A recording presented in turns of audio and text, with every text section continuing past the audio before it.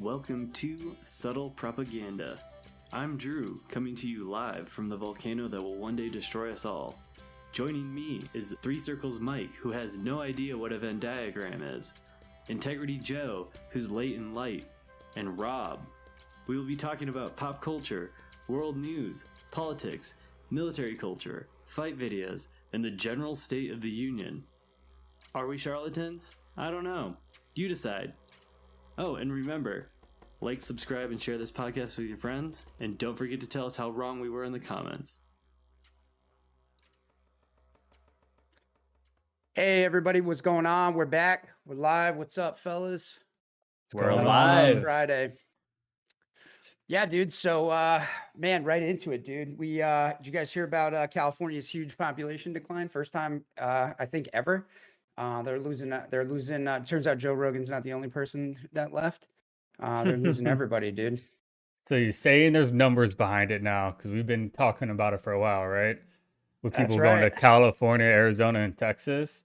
So now that we actually have the data to support it, what kind Yeah, of man. numbers are you They talking about, or did they give details?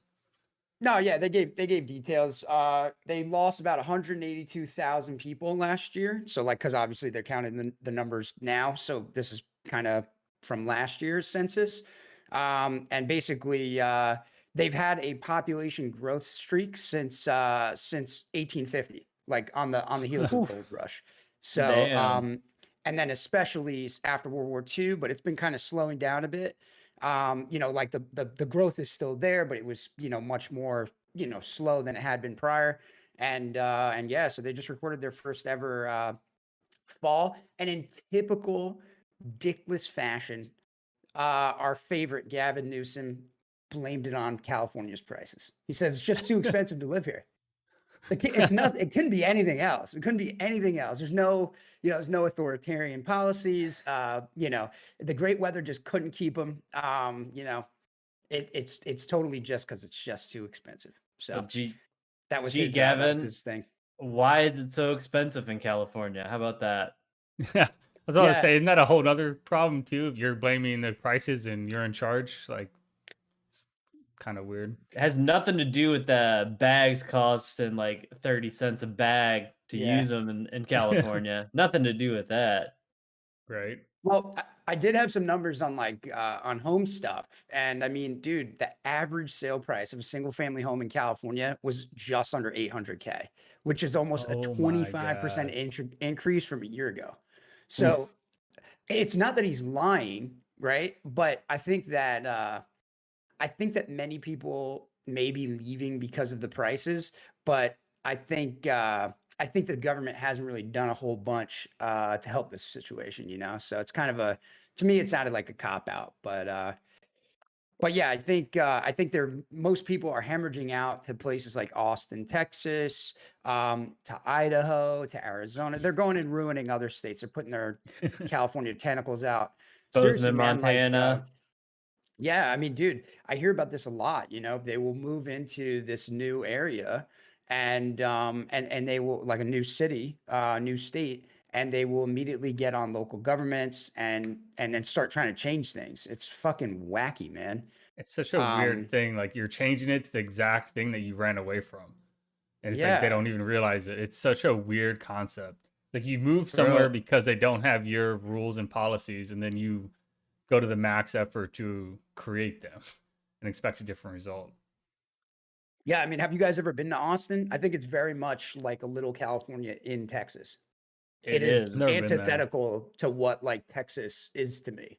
It's Um, almost, yeah, that's a good way of putting it. Antithetical, or the antithesis of like what most cities or areas in Texas are like. It's the definitely by far the most liberal area you'll be in. Obviously, the cities are more liberal than, rural Texas, but sure. Austin definitely stands out as like you could pretty seamlessly go from living the life that you had in California and expect it to be very similar in Austin. Yeah. Yeah, I mean, I'm really curious to see like what happens if they try to do anything, like the government to try to bolster, services or whatever to keep people there. Because I think a lot of the people that are leaving are probably people that like for instance, like back in the day in Arizona, like a bunch of rich Californian folks like just bought up tons of property in Arizona, and kind of contributed to the housing crash that came there because they were super over leveraged. I wonder if like people are doing that again, right? Like they're just they bought up maybe a bunch of property in California over the past few years or past like decade, and now they're like, well, I make plenty of money on my rental income, so let me move to Texas and live like a fucking king. You know what I'm saying? And maybe they're super over leveraged. So I'm like interested to see how this all plays out, and what the government tries to in California tries to do. Well, it's like the thing you've always mentioned that we've always talked about, right? It's like it's kind of the great thing about having like America and our states is like if you don't like it, you can move somewhere else, or and then have your government adjust and fix what's going on. Like so. Yeah, it's interesting to see what their reaction will be to this first time people leaving, and if they make an honest attempt to try to like curve it, or if they just think it's a fluke and kind of maybe like we'll see if this trend like stays or not. Yeah. No, I don't They're know, man. they're probably happy, man. The fucking, parasite has to latch itself onto another host in order to survive. So all these little bunches of nucleic acid are just getting dispersed out on all these great towns and cities outside of California and just being taken over. I just Wonder don't if they get it, man. try I don't. any weird voter things, like if you move in from another state, you can't like vote for like a different period of time. It's Because usually it's like, unconstitutional, Mike. Yeah, it can't do that. I don't know, bro. Anything's possible in 2021, dude. Bro, you You can can't. try It's anything. Dude, did people believe it's unconstitutional to fucking ask for an ID to vote? I mean, people lose their fucking minds over that. I mean, we've Yeah, seen I've that never understood that.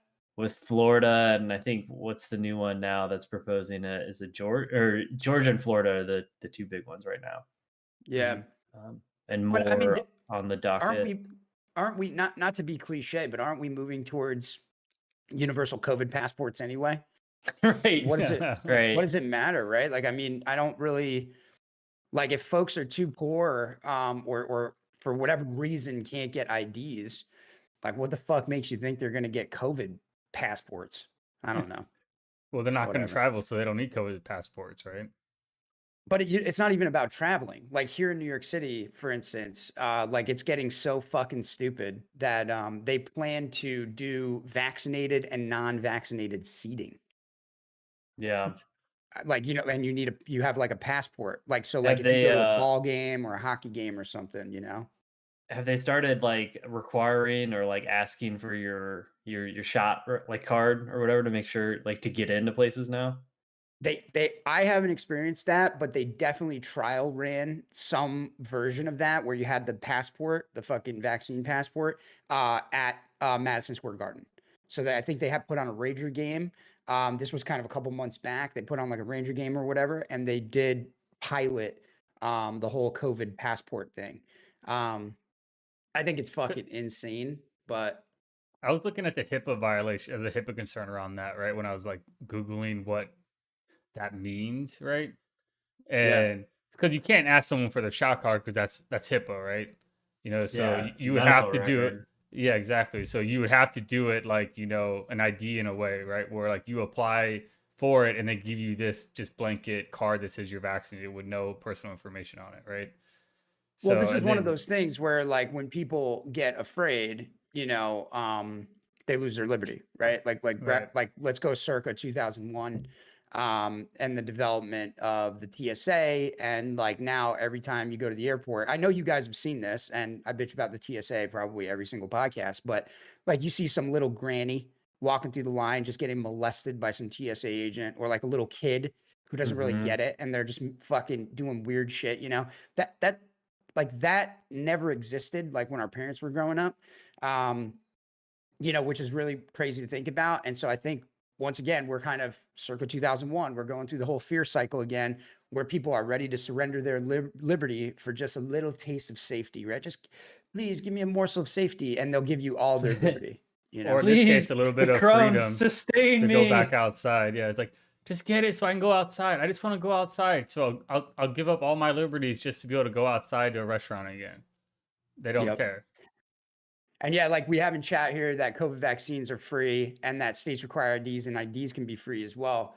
I think that's very true, both on both accounts. But there's always an excuse, right? There's always an excuse on why somebody isn't able to do it or somebody can't, whatever.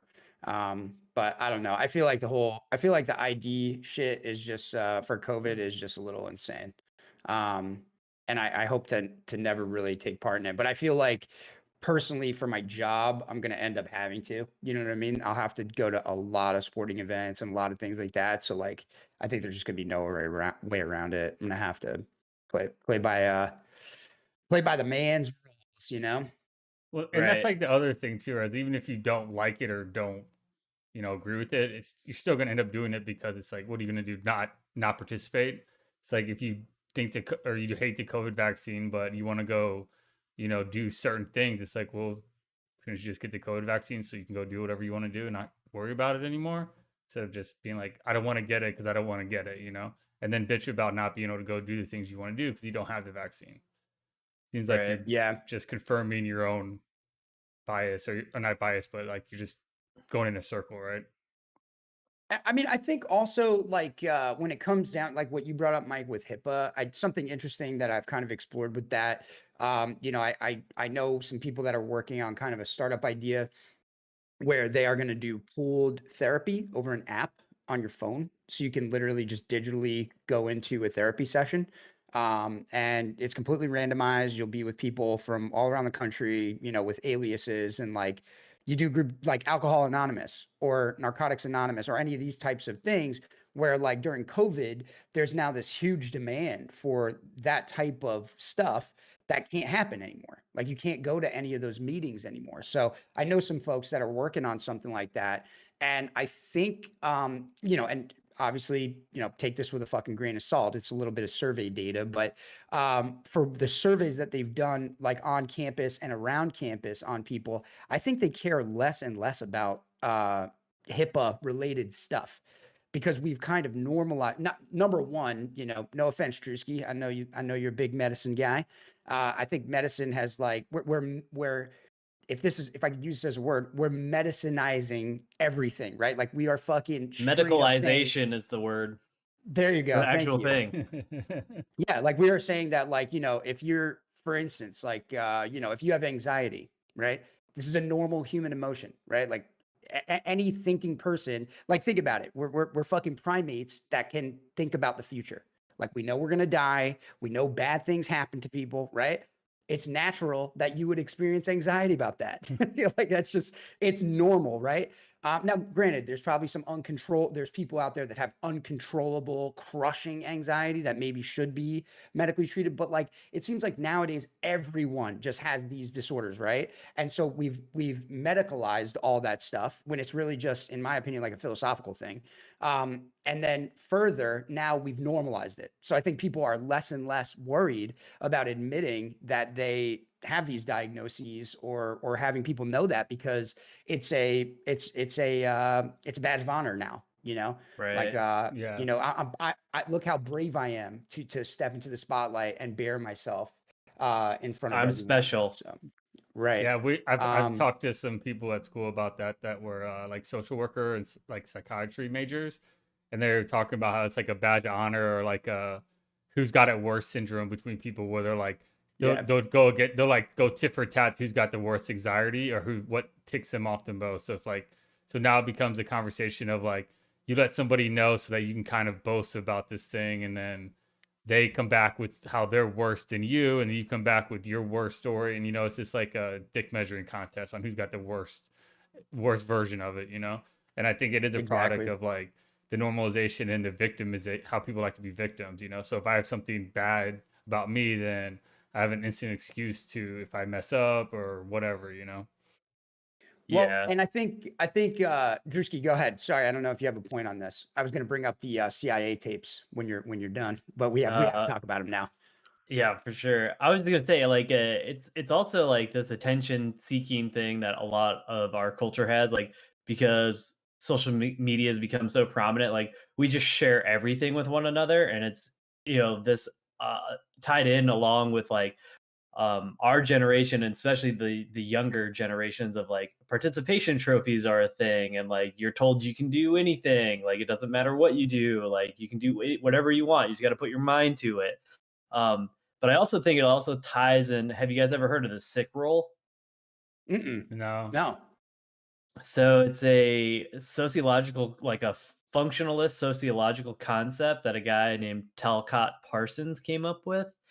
And it's basically this idea of being sick allows you certain rights, or like allows you to slide within society in a certain way that sort of becomes addictive. So like um there's rights and obligations of the sick role, and the rights are the person is like exempt from normal social roles. They're not responsible for their condition, and they have the right to be taken care of. And the obligations are that and this is like like people like get really sucked into that. Like you can just see it, like all the attention people get when they're, when they have something or a condition.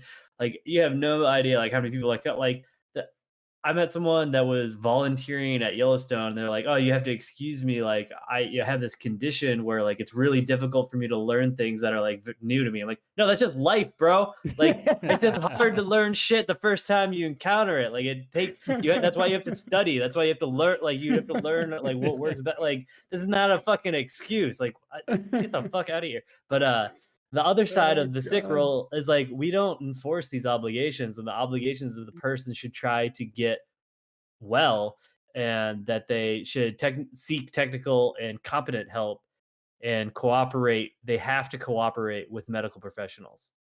So No, that's that's the other totally side true, of it man. that does not like get everyone's so focused on the first half, but like we should really emphasize that second half. Well, that's a Dude, huge point that people talk about with like psychiatry appointments and shit all the time. Is like people go in there just kind of get confirmation that they are sick or something, instead of actually going in to get help and doing what they're supposed to do. Like that happens a lot where people just go in and just will not do any of the work because they don't actually want to get better. They like the self-loathing factor, right? yeah. Hmm. I Well, they think get what you said, Drew, it reminds me of that shit from Slumdog Millionaire, where they cut the kid's eyes out so that they make more money.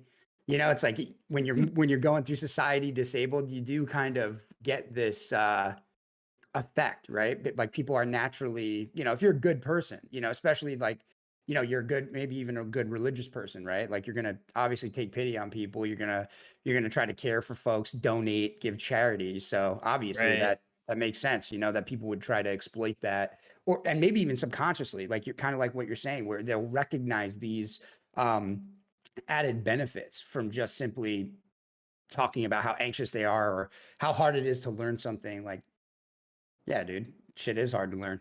I tried working on a car once. Wasn't really easy. Yeah, right. Yeah, I like didn't, I didn't go see the doctor and figure out if I had a condition. yeah. It's I just guess machines all I guess I have a condition to where I can't get this down. It's bizarre. Math is If only- hard. Yeah, I was just gonna say, if only they would take that excuse in my math classes. It's like, yo, I just don't look. I got a condition for this stats, dude. My brain's not, I'm disabled, dude. I can't do it. I So, actually ran into somebody at school that told me the story about that and how he shouldn't have to do like pH scales by hand because he gets too anxious in tests or something. And I'm just like, what, bro? Like, you can't just like use your condition to get out of a requirement for a degree. It doesn't work like that. Maybe you need to look at a different career path. Yeah, you Because yeah, shouldn't be in the sciences, bro. You should get out. Mhm. But dude, I like got. Sorry, go ahead, Drew.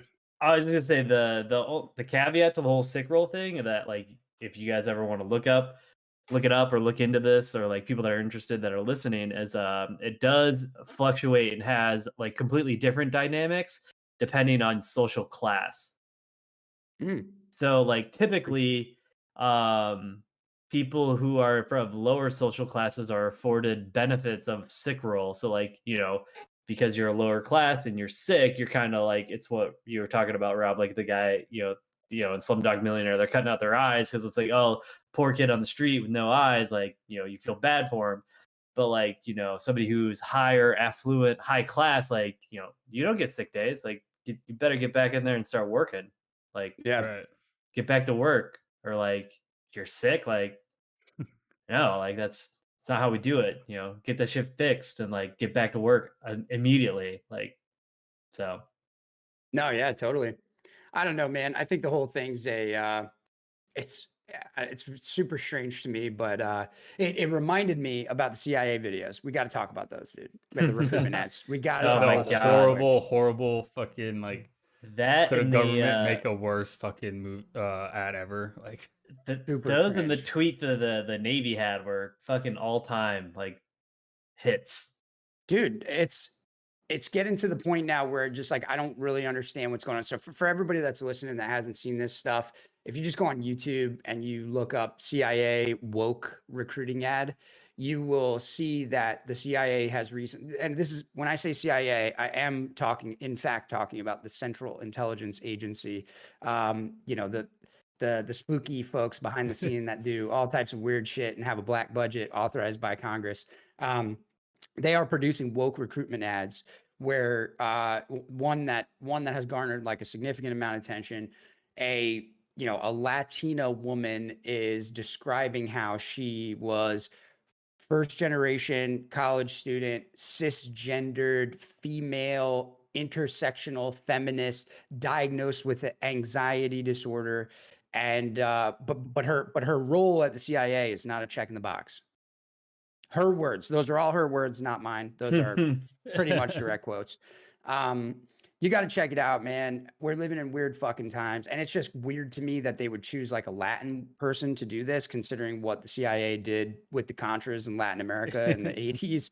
I just it's seriously, we live in bizarro world. We live in backwards land. Like this is it's you can't make this shit up. It's like We're in the it's upside stranger down. than fiction. Yeah, it's stranger than fiction. Like could you guys like if you guys were an alien transported to this world and I was describing history to you and I had just gone through the 1980s and explained what the CIA did in Latin America and then I showed you that ad when we were in modernity, wouldn't you be like, what the fuck, dude? Like this doesn't make any sense, right? Like none of this stuff is congruent with history and like what we do. And none of it is congruent with what the CIA does. I mean, I don't. it seemed like hey, we hire everybody. We're not this like super exclusive club, you know. Look, no matter what your background is, you can come get a job. It's like they're trying to like gain public like attention or awareness by being like, hey, look, we made sure to cast every single possible demographic that we could and show how they all do these important roles, you know. And it's weird too how the CIA is also advertising now. It's like I'm pretty sure the CIA doesn't need to advertise. Like, Yeah. pretty sure they have plenty of applications all the time. Yeah, you don't need to be a part of the Skull and Bones Club anymore and do some Yeah. weird gay shit that we can hold over you for the rest of your life to get in anymore. You just have to check all the boxes. Yep. I mean, like, I just don't understand like why anyone would think that that's a good idea. Like, I mean, It's like And how it's made, it's such like that government style movie. It's like, bro, like you couldn't get any, like you have a CIA black budget and you couldn't get at least a semi good director to not make this look like it's literally like the most like, ain't like most like the dude's got to stick up his ass. The most like tight, straight laced dude in the world is producing this, right? Because it's so like almost hard to watch. It's like watching a movie when you're in school. You're just like, or like a intro movie when you get a job. Like this is your orientation movie, and you're like, this is just so bad. it's so great. Like it is so cringe. Like you can see this stuff in action. Like for instance, in one of the other ads that they did, excuse me, they basically had a white dude, a black woman, and like maybe I forget, I think maybe an Asian woman. They were kind of working together in a team setting. They got the TVs everywhere, and they're like in this information hub, and they're doing CIA stuff. And like the white dude comes over and he's like, "Oh yeah, like this is my translation. I think this is it."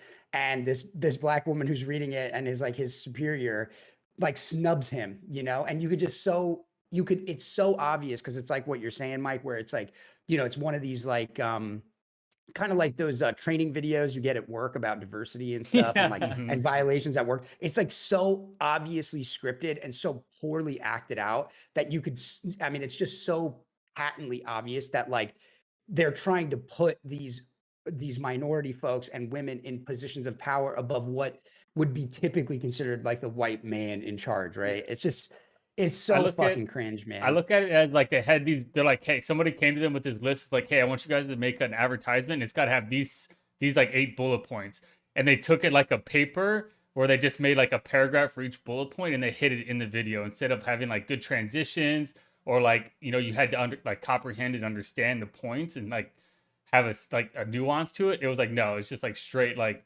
blunt fucking. Here's our points, that we're trying to make.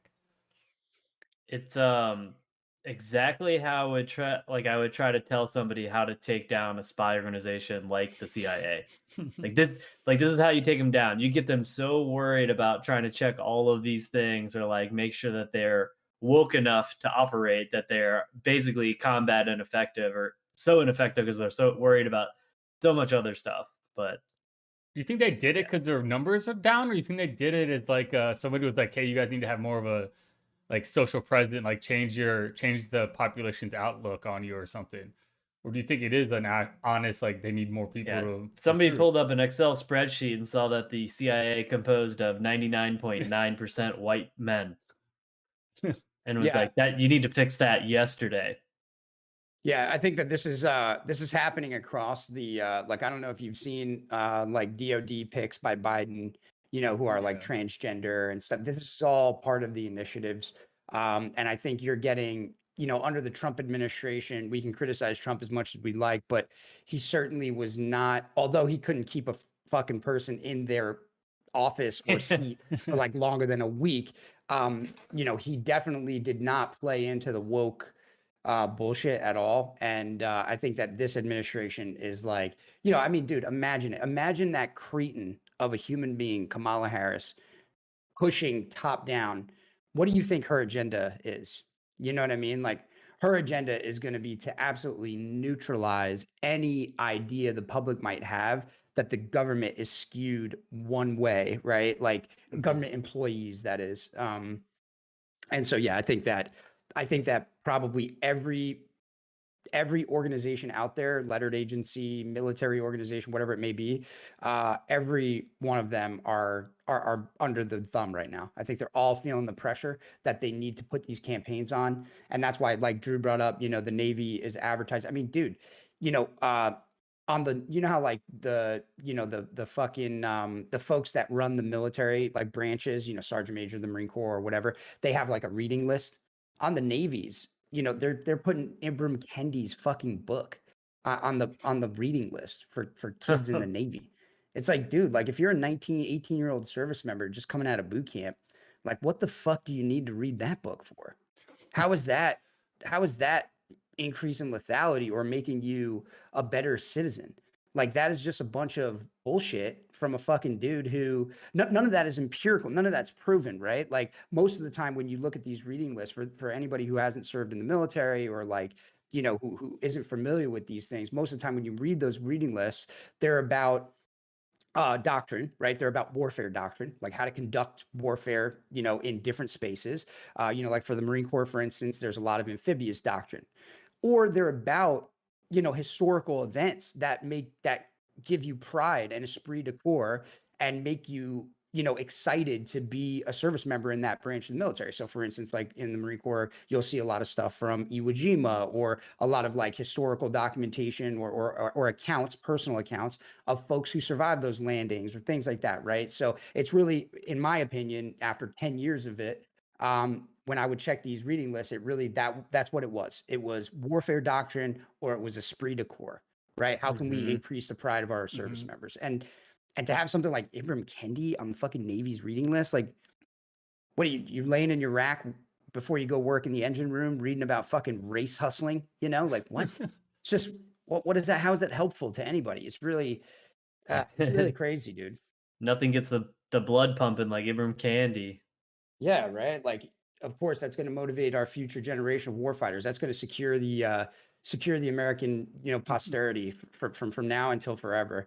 Um, but yeah, man, I think, like I said, I think they're all under a ton of scrutiny, man, and I One don't think that their opinions matter, just like ours wouldn't if we were there, right?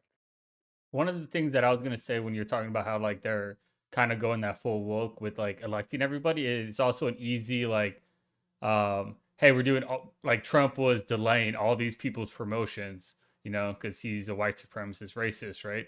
So that by them now promoting all these people with that under that like gouge, then it's like now you're kind of killing two birds with one stone. You're doing what you mentioned about like showing like, hey, the government's not in any way like biased or whatever, equal opportunity, and as well as getting that public side of like, hey, we're ratifying all the things that Trump was suppressing with equal rights and stuff at the same time. Because I've seen a lot of that shit too. Well, that's the problem with like populist stuff, right? Like the farther you go left or the farther you go right, you just always kind of get this elastic effect where people kind of snap back harder, right? And that's the problem where like, when you do a Donald Trump move and you play that high stakes poker game and you put all your chips in, if you lose, everyone that was on your side they suffer, because like your side is now the mortal enemy. And you're going to get this huge rubber band effect and overcompensation for the policies that you had created. And I think, you hit the money, you hit the nail on the head. Like that's kind of what we're living through right now is just a ton of pressure to right the wrongs of the past, so to speak, in air quotes. Yeah. So, but yeah, What I do you think guys like think about his new website that he put up and got instant banned on Twitter? Oh yeah, dude. At Donald I've Trump even desk heard or something. I've heard they're banning posters who are trying to tweet that stuff back out and continue I it saw up. that Yeah, today man. as well. Give us a little background on it. So essentially, Trump came up with a new website. I think it's like Donald J. Trump's desk or something like that. And it's essentially like a blog or a website that he made so he can like communicate with his followers, but there's no comments on it. So you can't actually comment on anything. He can just like post stuff, right? And so that website made a Twitter account like at like JD or something. It's called From the Desk of Donald Trump. Yeah. And then they made a Twitter for the website, and it got insta banned on Twitter right after. And that was like the day after that Facebook upheld his ban on Facebook, so he's not coming back to Facebook as well. And then, like you mentioned today, I think they talked about now they're banning people who are reposting the blog comments on Twitter, which I thought was like another reach. Like I could see banning an affiliated website to someone who's banned, right? Because that's how they prevent like, if I'm permanent banned from Trump from like Twitter, and I have you make me a Twitter account and I just post on your Twitter account, that's still bannable, right? Because I'm like using your account to post on. So I feel like it's the same thing, but I thought it was interesting if they're going to the reach of banning other people's stuff. Because I was going to see what you guys thought about all that as well.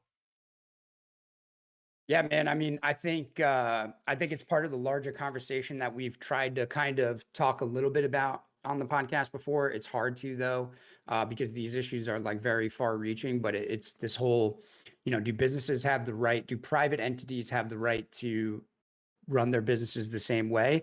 And then where do we draw or run their businesses the way that they see fit? And where do we draw the line on how that hits our constitutional rights, such as freedom of expression, things like that. But I think it's hard. It's like, prior to the show, I was telling Mike and Drew here about a situation with Snapchat where a couple of guys are riding down the highway, racing down the highway, doing like 120 miles an hour. They're filming themselves on Snapchat using something called the speed filter. I'm not a Snapchatter. I don't really know what that does. I'm assuming the faster you go, the crazier the filter is or something.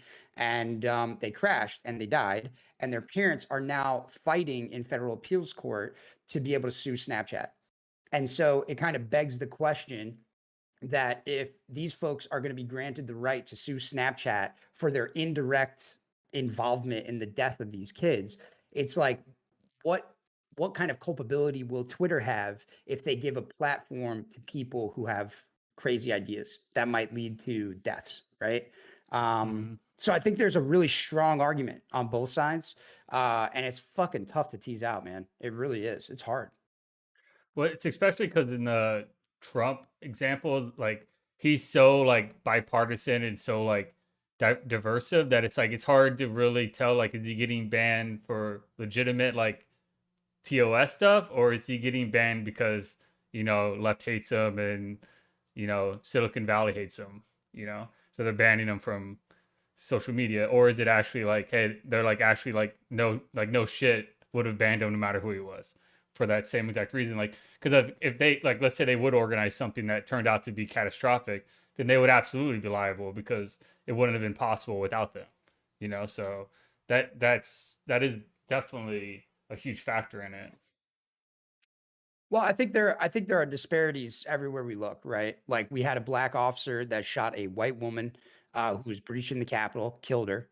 There are no charges filed, nothing, right? Had that been the reverse, I mean, we saw $1 billion in damages done over last year with BLM fucking riots. Had that been reversed, we would have been talking about a totally different story. But because it was breach of the Capitol and it was pinned on Trump, which we can, it's part of another larger conversation. We can have that too. How whether we think it was his fault or not. But at the end of the day, you see that that's what I think is aggravating people is they see these disparities, right? And they don't know exactly like what you're saying, Mike. Is he just getting banned because the left has power here and can do it? They don't know because they see all these wacky things that are happening in society, and there's this disproportion that comes with justice or the way that people, act about certain situations. I think that's what's really driving them nuts. I mean, like I said, man, I find it hard to find a good piece of ground to stand on. Um, because I do believe that companies should have the liberty to do whatever they want. It's their own their own private business, right? But at the same time, I don't think that they should infringe on your rights. So it's fucking hard, dude. Well, and it's Yeah, it's good, Drew. a crazy thing to try to like, because Twitter is their platform and they can ultimately control it. But at what point does Twitter become the public square? And like you can pretty definitively mark like in like the temporal events that have happened since then Trump's coverage, not only just in the media, but like his ability to stay persistent or relevant and like the zeitgeist, really. Because Hmm. I mean, he really like has tremendously disappeared since his banning from social media. I mean, it's you, you know, the only thing I ever saw from him was he had a dumb tweet about LeBron James. It was the most relevant thing that he's Yeah. uh, done since then. Um, but I think you guys, you have a point like here. Like Caitlyn Jenner said it best. It was easier to come out as a woman than it was as a Republican. So Yeah. I think no, it's true, man. I think it's one of these really challenging issues where it's going to be kind of our generation's burden to sort it out, right? Like, you had all these different, and that's I think people get a little bit ahead of themselves, right? They think that these issues are as important as like I don't know, but say something like civil rights or whatever kind of era that was defining in history. To me, I think that it's really low stakes. I don't think that like, you know what I mean? Like, I don't think that giving, if Alex Jones was able to make fucking tweets on Twitter, it's like, whatever, dude. I don't think that's as high stakes as having fucking laws on the books that change the profile of someone's ability to move through society, right? Like that's fucking those are two different planets in my view, right? So I think the people that think that they're warriors for justice here when they talk about these things are absolutely fucking insane, and that's where I think Twitter doesn't do themselves any favors, right? I don't want to fall back on Rogan and talk about Rogan a bunch on this podcast, but like, we've been making fun of him for the past 2 weeks, but like when Jack Dorsey and his lawyer were on that podcast, I mean, they don't do themselves any favors. They literally make it apparent that what they are doing is strictly in the service of their own ideologies, and it has nothing to do with terms of service or who's right or wrong, blah, blah, blah, right? And I think there are fucking very important examples of this. Like who's what was it, Kathy Griffin, who had the picture of her with Donald Trump's head cut off? Remember that? right, yeah, The chick oh comedian. yeah, I mean, she's still out there posting. She's still doing. I mean, if that's not an incitement of violence, I mean, is that some type of do people look at that it's and like go, oh, a that's a political expression? It's like a direct threat. Straight Well, up. Like, yeah, I mean, that's a good point, that's especially crazy. when he was in office and people were like having naked statues or blow up things of him in like the streets and like, going up and like beating him up when he was president. Isn't that like an act of violence as well? Um, Exactly. the other thing I was I going to mean, I mention just too that Drew brought up was like the with Twitter being like I think the big dividing point is like Twitter and Facebook being the way that you communicate with the population, that it's like now it's more critical than just the fact of them being able to run their company, but it's also like how else you talk to people. So like if like you end up with like left and right media platforms now, where like so if you're on the left then you can talk on Twitter, and if you're on the right you can talk on Facebook, because they end up banning everybody now because it's the only way you can communicate these days to majority of people, that they'll actually go and like actually get your information from. And well, that's I kind guess of I see your point with that, and I think when it comes to the public square kind of arguments, I think that there are certain ideas that have already been laughed out of the public square, so I don't really see the point in them even being kind of continued to or continuing discussing them. But obviously, you want bad ideas in the open, right? Like you don't want to stop people from talking about their bad ideas because then they find some dark corner of Reddit or some dark corner of 4chan and they fester into these little groups of radical crazy people who live in their own little echo chambers, right? And do Mhm. really crazy things. Um, but at the same time, like there are certain ideas that just like they're kind of incompatible with Western culture and the way that we operate in this country. And so I think that like, there's just really honestly like sure, you could talk about how you would want them in the public square, but like, like do we really need to talk about like jihadis and how they may have a real good purpose at the fundamental level? Like is that public square stuff that we really need to talk about? I'm not sure. I don't really I guess I don't really have a problem with somebody if they were on Twitter having that argument, but I just feel like it's like what the fuck are we wasting our time? It's kind of how I feel about the legalization of pot. What the fuck are we wasting our time talking about this for? Like we got to put people to work. Our infrastructure is crumbling. We got huge military threats on the horizon, huge economic threats on the horizon. You guys want to seriously? You want to talk about this? Like, come on, it's stupid. And I feel like that's the way a lot of these issues are. And we have a message in chat that censorship of both media and social media has a huge impact on specific age groups, and that is their main source for so-called news.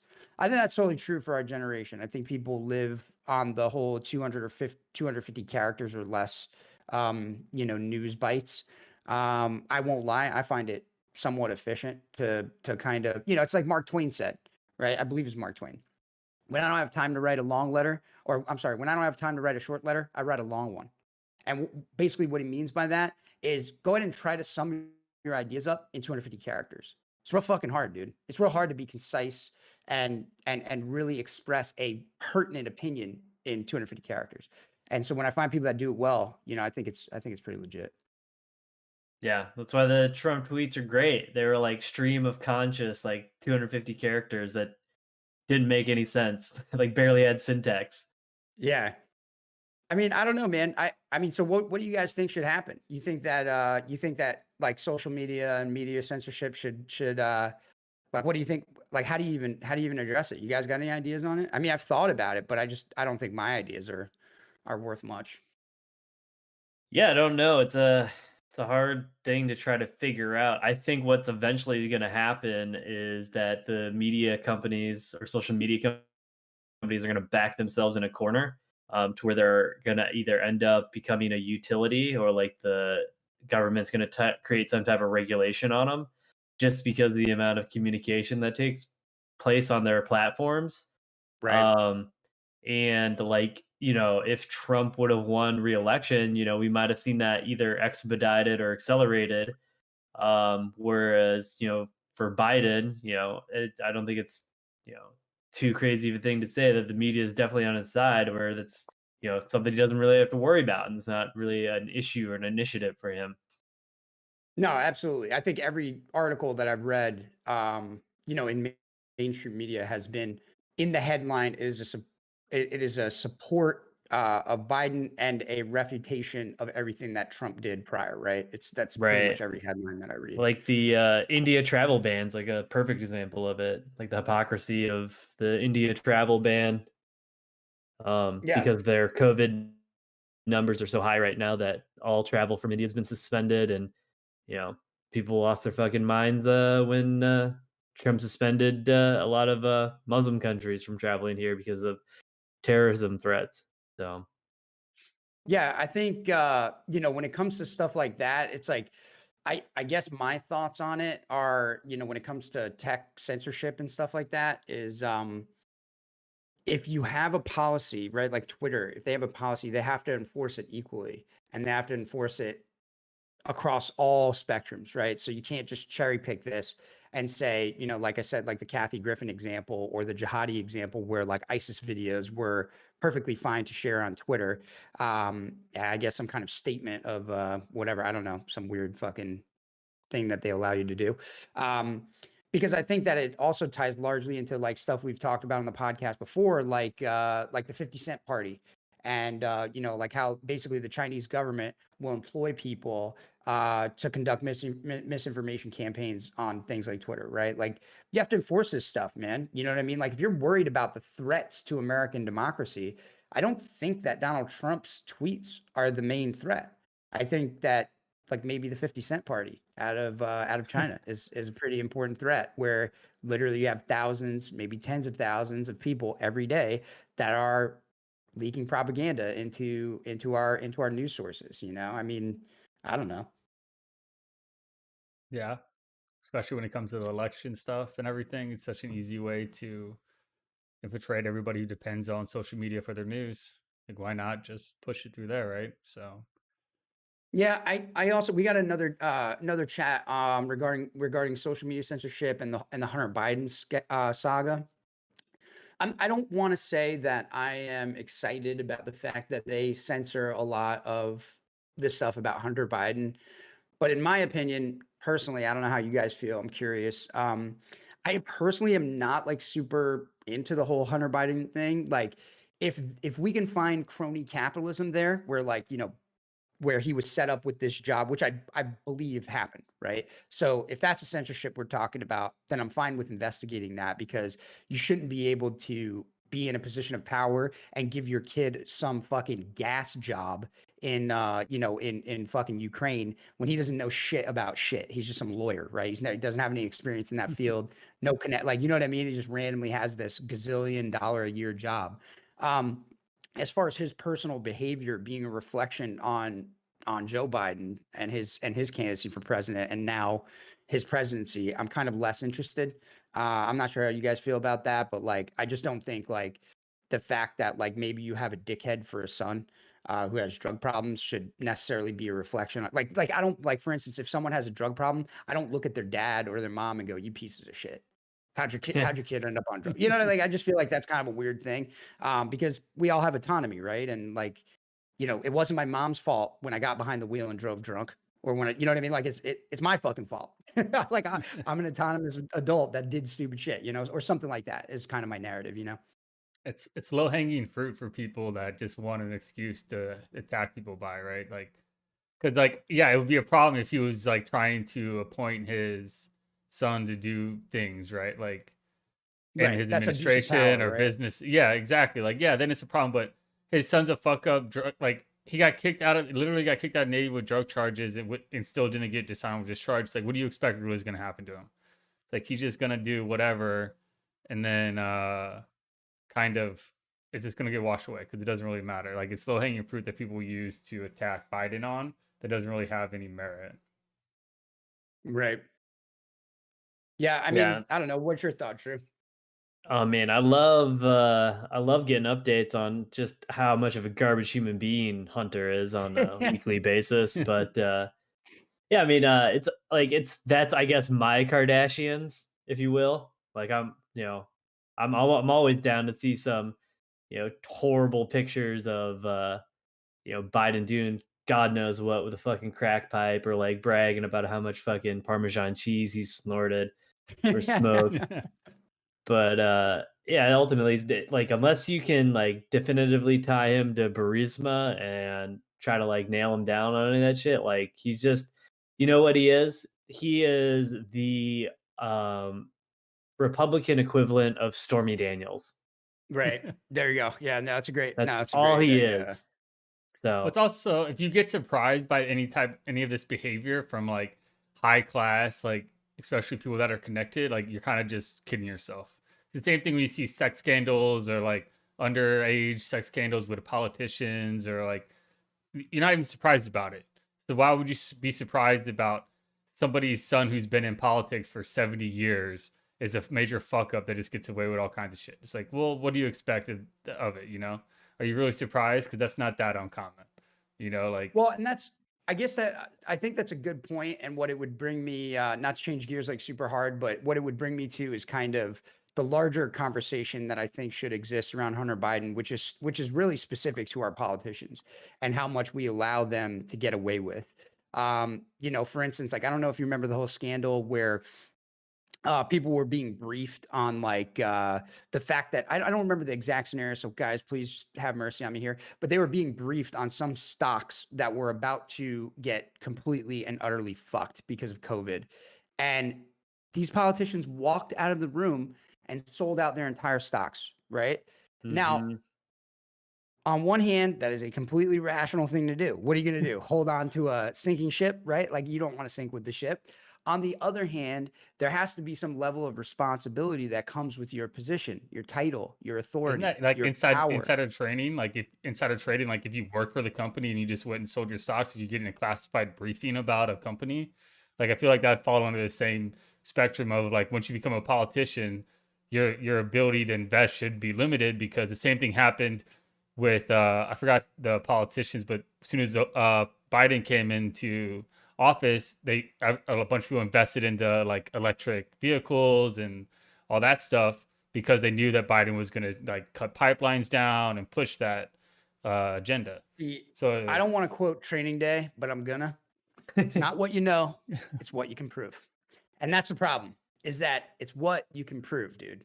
We mhm. know that, fucking that evil, horrible witch of a woman, what's her name? Nancy Pelosi, when her and her husband were buying up shitloads of Tesla when they That's knew what it that Biden was was. coming into office. We know why, right? But it's about what you can prove. And Hmm. it's about having some type of burden of proof. And this is what I'm saying, is that I think that people, I guess my point more directly is that people like Hunter Biden are a distraction to the real conversation, which is Americans are worried about abuses of power. And I think that we just, as a society, are not able to articulate that yet and put that into action. Um, and I mean, it's really honestly just not, it's not a good scenario right now. It's not a good situation. We have people that can literally sit ass in a seat for fucking 50 years, dude, influencing policy, including their own salaries, all that kind of stuff, dude. It is a really scandalous affair, but it's hard to break up because these people are the ones who own policy. How do you get them out? And this is part of the conversation where the question I was asking you guys, how should political dissidents, how should retaliation to your government look? I mean, these are the folks. I'm not, a fan of inciting violence. I think having some type of civil war would be I mean, dude, we saw the last one, right? It was literally the Was not bloodiest good. domestic conflict in recorded modern history. Like, you do not want brother on brother violence. It's just fucking not a thing that you would desire, right? And I certainly don't. Um, but beyond that, it really does raise this question that, like, what the fuck do you do? These guys own the policy making, and you're like, hey, man, I'm not really sure that I'm into the idea that you sit in that seat for 50 years and get to make all the decisions. And they're like, strike that from the record. I run the rules, like, and Yeah. they make it up as they go along, type of thing. So Right. It's like, how would you ever get somebody to change the rules on like term limits or any limits when they're the ones that are sitting in the cushy seats that they know they're never going to get kicked out of? It's like, why you have to have somebody that's not in it for their own personal interest, right? Which it doesn't exist. They're all there and they all know they can stay there forever and do whatever they want as long as they maintain this certain boundary. So why would they vote Yeah. themselves or put a limit that says that I can't do this after the next X amount of years? I got to go actually Right. work a real job again. You know? Yeah, I mean, honestly, I really, really do think that they have really easy fucking jobs. I don't think it was easy for them to get there, obviously, because that is, you really have to like put your life out on the table in the public. And I don't care who you are, man. Like, we all have our skeletons in our closets. We've all done things that we don't want people to know about, unless you're some kind of sick weirdo, right? But to a degree, there's things that we aren't proud of. There's failures we've had in life that we don't want advertised, and you look at these people and I mean, their relationship troubles, their sexual activity, their sexual histories. Like, I mean, everything gets judged, dude. Like they talk about their GPAs in high school and shit, dude. Like, it's a weird thing that we do when we go through all the, the political, deep dives on people. So, I do respect how difficult it is to garner the position, but at the same time, it's like once you're there, I am willing to bet that most of these people fucking sleep through these hearings. Have you ever Yeah. watched C-SPAN? That was Yeah. horrible. Oh I yeah. have. Dude, I It's mean, the Dude, and these And when documents are Yeah. thousands of pages long. Who's reading that shit, bro? and when it's nobody. and when it's not boring, it's like this weird like the gentleman will yield his time to the mat that is just like, Yeah. bro, like maybe if you didn't have all these formalities, we could actually waste your time on them. We can get more done. Be like, Yeah. I like hey, the fucking filibuster thing where you could just talk forever and never yield. If you didn't stop talking, you never had to yield the floor. You could talk man, forever. that Yeah, is the a filibuster's fucking it's a can of tough one. worms on its Yeah. own. Like that is a super complex topic And to they've try to gotten get so into. lazy now, they don't even do it anymore. They just refuse to engage on it, right? Like they don't even have to do the actual effort of just talking forever anymore. It's Yeah, just it's like, called like the silent filibuster or something. Like you mhm. don't even have to Yeah. actually do it anymore. And like this is like both parties have been really bad about like using the system, like using these intricacies within the system to basically grind lawmaking to a halt when things aren't going their way or they don't have a majority. Yeah, it's Right. also like it's like what we say in the military, right? You get out as a hero or stay in long enough to become the villain, and I feel like that's what happens if you stay in politics too long, right? You get so intricate and you get so many like you end up racking up so many favors or making so many compromises that it just turns into like who's been there the longest and who owes you the most favors, and then you use those for your bills. Or like, all right, well I'll put in this little paragraph in my bill if you vote for it, and then it's just turns into this kind of like who owes me favors or what can I do for you to get this to pass thing. And over years and years, it just gets worse and worse. Yeah, Well, I not to mean, be a sorry, Drew, go. I was gonna say, I think we've talked about this a lot. You either become a creature from the Black Lagoon or you become Ron Paul, where you are firm and stringent on your ideals and beliefs, and you're the most ineffective sitting congressman, like long-term congressman in the history of Congress. So Worse than Bernie Sanders, who hasn't really passed anything in his entire time in Congress. he passed some veteran stuff. Yeah, he did. Yeah, I think he got 2 bills through, maybe 3. But yeah, he is below your average as far as senators go with lawmaking or policy making. Yeah, well, when all of your policies are wealth redistribution, I mean, I think everybody in the room is going to look at you and be like, "Hey, dude, why don't you sit back down? Let the grown folks It's like, talk." it's like Bernie, you realize you own multiple homes and you take Yeah, the least amount of deductions on your taxes, right? Or you fucking take the most scum. amount. Sorry, you take the most amount of deductions on his taxes. Dude, I mean, not to move the goalposts too. It's just like, when it comes to things like the filibuster, like you said, Drew, I'll echo that. It's like super complicated thing. Maybe we could literally do an entire episode just discussing the filibuster. But it's the same way I feel about lobbying. And when I talk to people who think like, lobbying is just so bad and like the way that government is set up is just so awful. There are certain things that I disagree with in certain establishments. Like I said, I think term limits probably would be for the best. We wouldn't have geezers on Capitol Hill that don't even know how a fucking iPhone works. You know what I mean? Like asking ridiculous, which is embarrassing us on the national scene. Like I think that would be, that would be helpful. Maybe get some fresh blood in there. But dude, I mean, think about this from, and I'm no expert in this field, but think about this from a game theory perspective. You would want, for both sides, you would want maximum difficulty on everything they do, right? So that they would almost be in a Nash and everything would be so hard to get done that what does pass must be really fucking important because both sides agree. That's kind of, I think, the theory behind lobbying and all these other things and throwing money at problems is that at the end of the day, you want it to be painstaking. And how do you make things painstaking? Well, there are a lot of different ways to do that, but I think one of the most efficient is to make it really fucking expensive. And then people have to really think. They think a lot. Like, think about it. Before Exxon or some other, challenge, modernly challenged company, modernly in air quotes for those who are listening, who doesn't conform to this like environmental stuff or whatever, right? Before they spend money on anything, how much thought do you think goes into that? Like a public statement, they probably don't think a ton about that, right? Like a public statement's like, whatever, dude. Yeah, we're all about the climate, right? They just say it, right? It's easy. It's no stakes. But dude, when you have to spend $1 billion, there are teams, there are fucking hordes of people that analyze this stuff. It's a very, very painstaking thing, and that's what you want.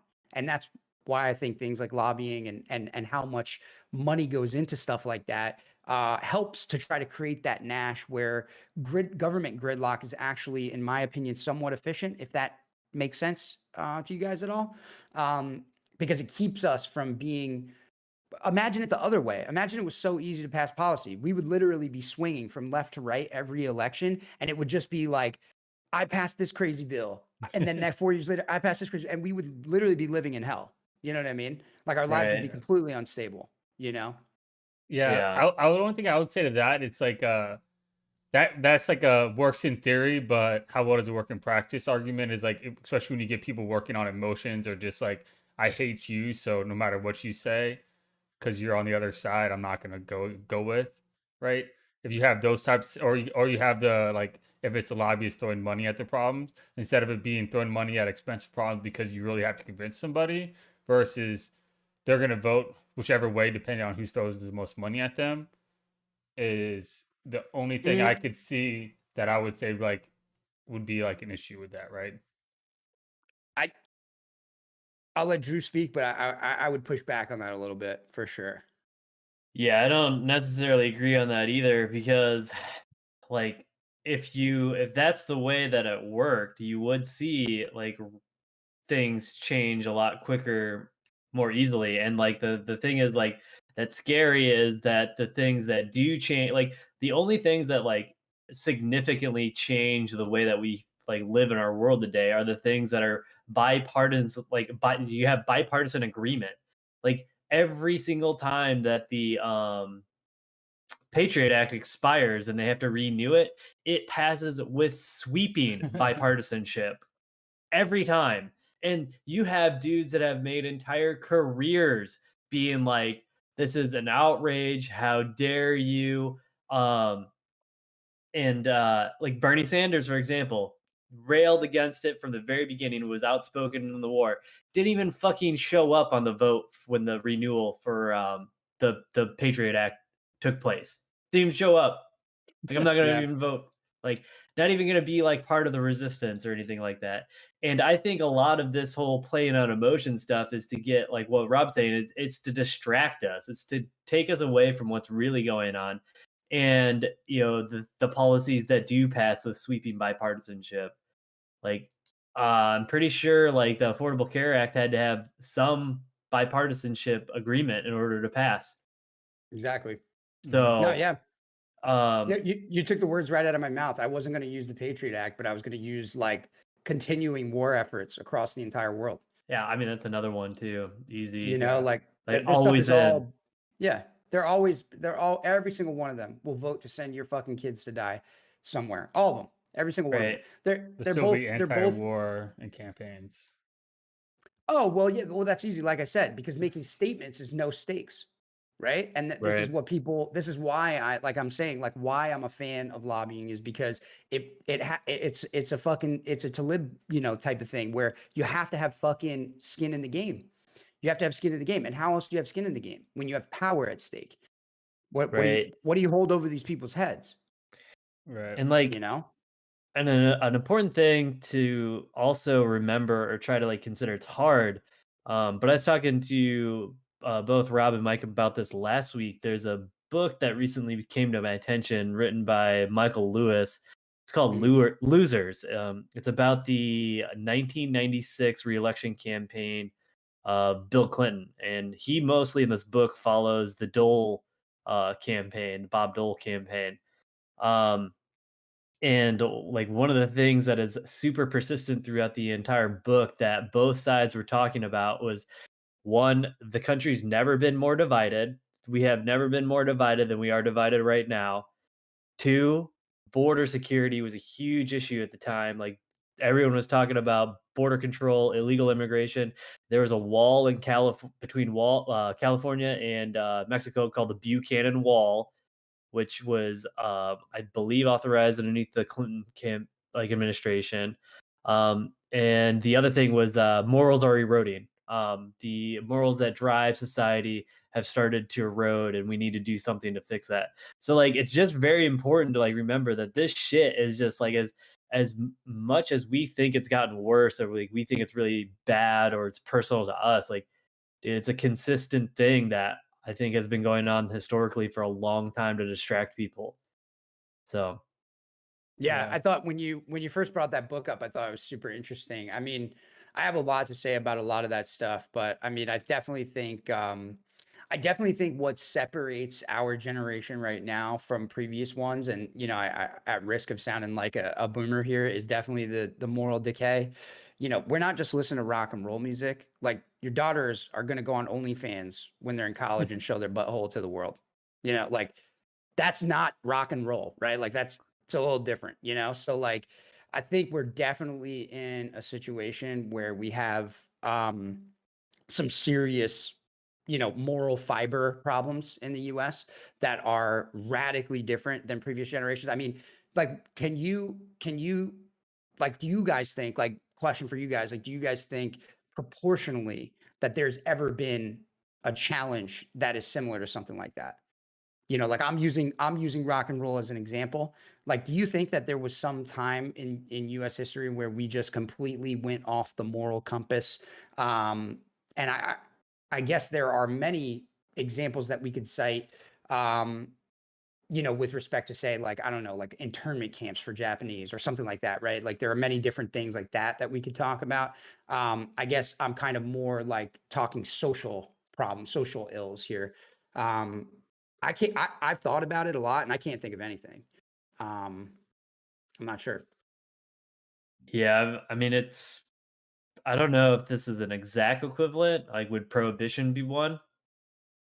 Yeah, I guess that's pretty extreme. Because that's like a pretty like that was It's pretty mostly extreme. like people being like, we have lost, the moral fiber like to alcoholism, and like, look at the effect that it's had.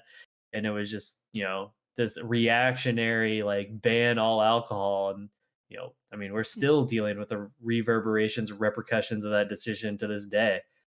So, No, but that's a like good one, man. I mean, I understand what you mean. Like, for example, like, why does OnlyFans even work? Like, there is no way Scary question. the free amount of free pornography that is available on the internet, you could live hundreds of lifetimes and never even put a dent in it. So, like, how the fuck does, OnlyFans work? And like, you gotta like, what is driving that It's business, like, the or with the business model? exclusiveness. It's I'll not tell you right free. now.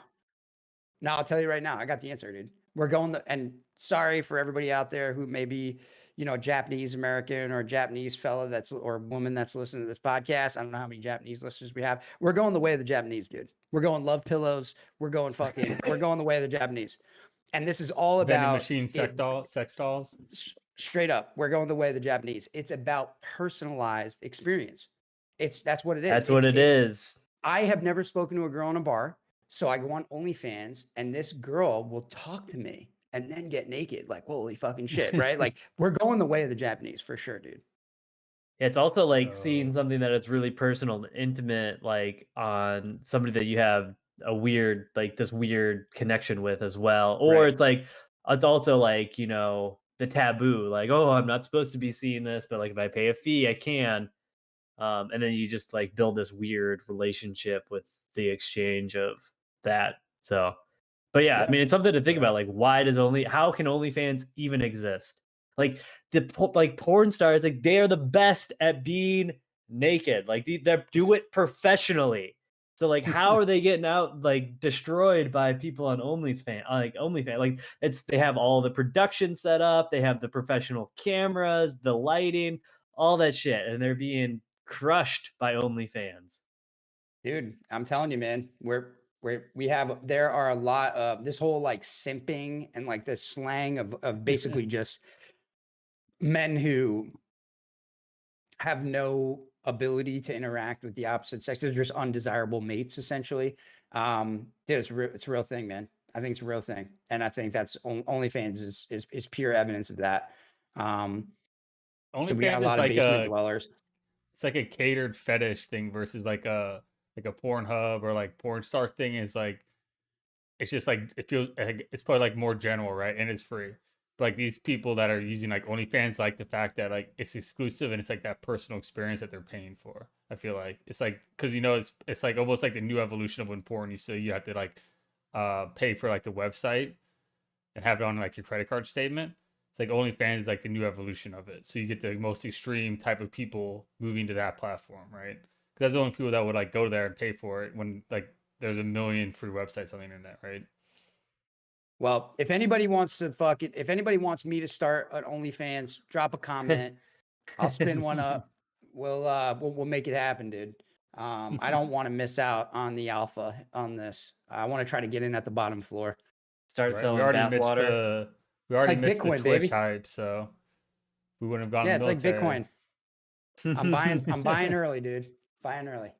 No, dude, it's terrible. But yeah, I think we've got some social big time social pictures or big time social issues that we need to work out that are probably not going to resolve I themselves wonder if anytime soon. That's for sure.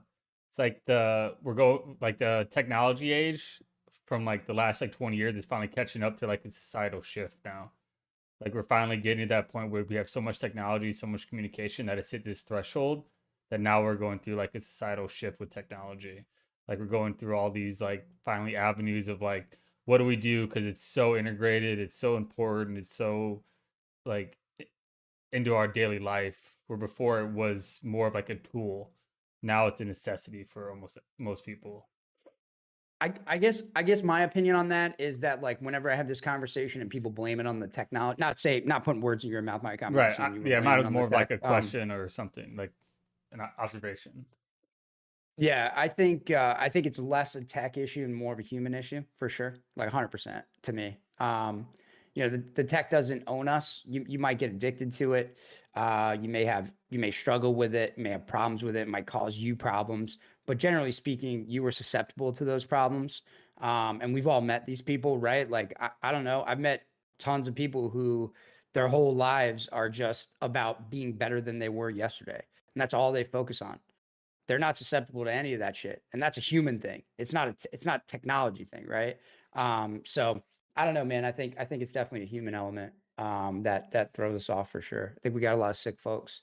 First world is it's too easy, man. It's too fucking easy, dude. Like I was bitching about on the last podcast. People work 40 hours a week, man, and they think that what do you think you get a fucking award for that?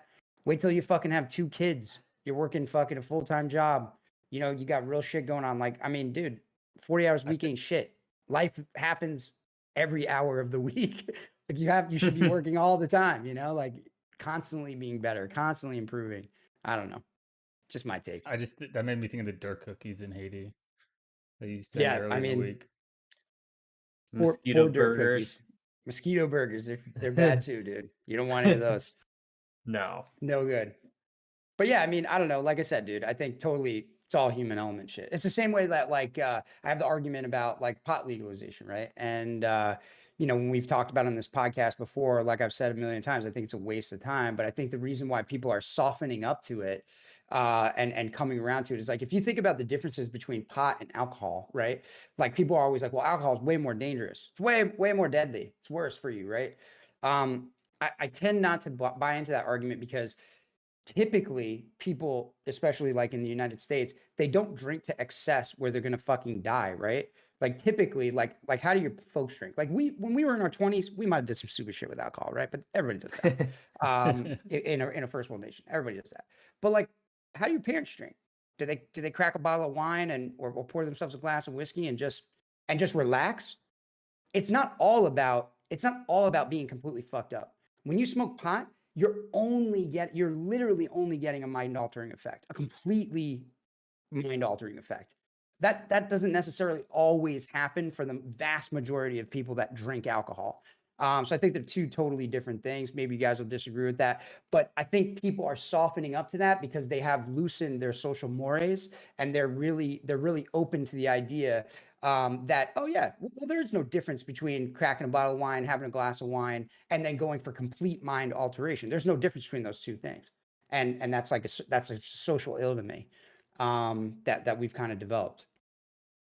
Yeah, one of the things that you brought up to me, because I was when we were talking about this like a couple months ago, was like one of the things that we know about alcohol is we know like what are the long-term effects. Like we've studied this for 100 years, like throughout time. Like we know the full range that alcohol can affect us for long term, short term, everything. We don't know that about like weed yet, right?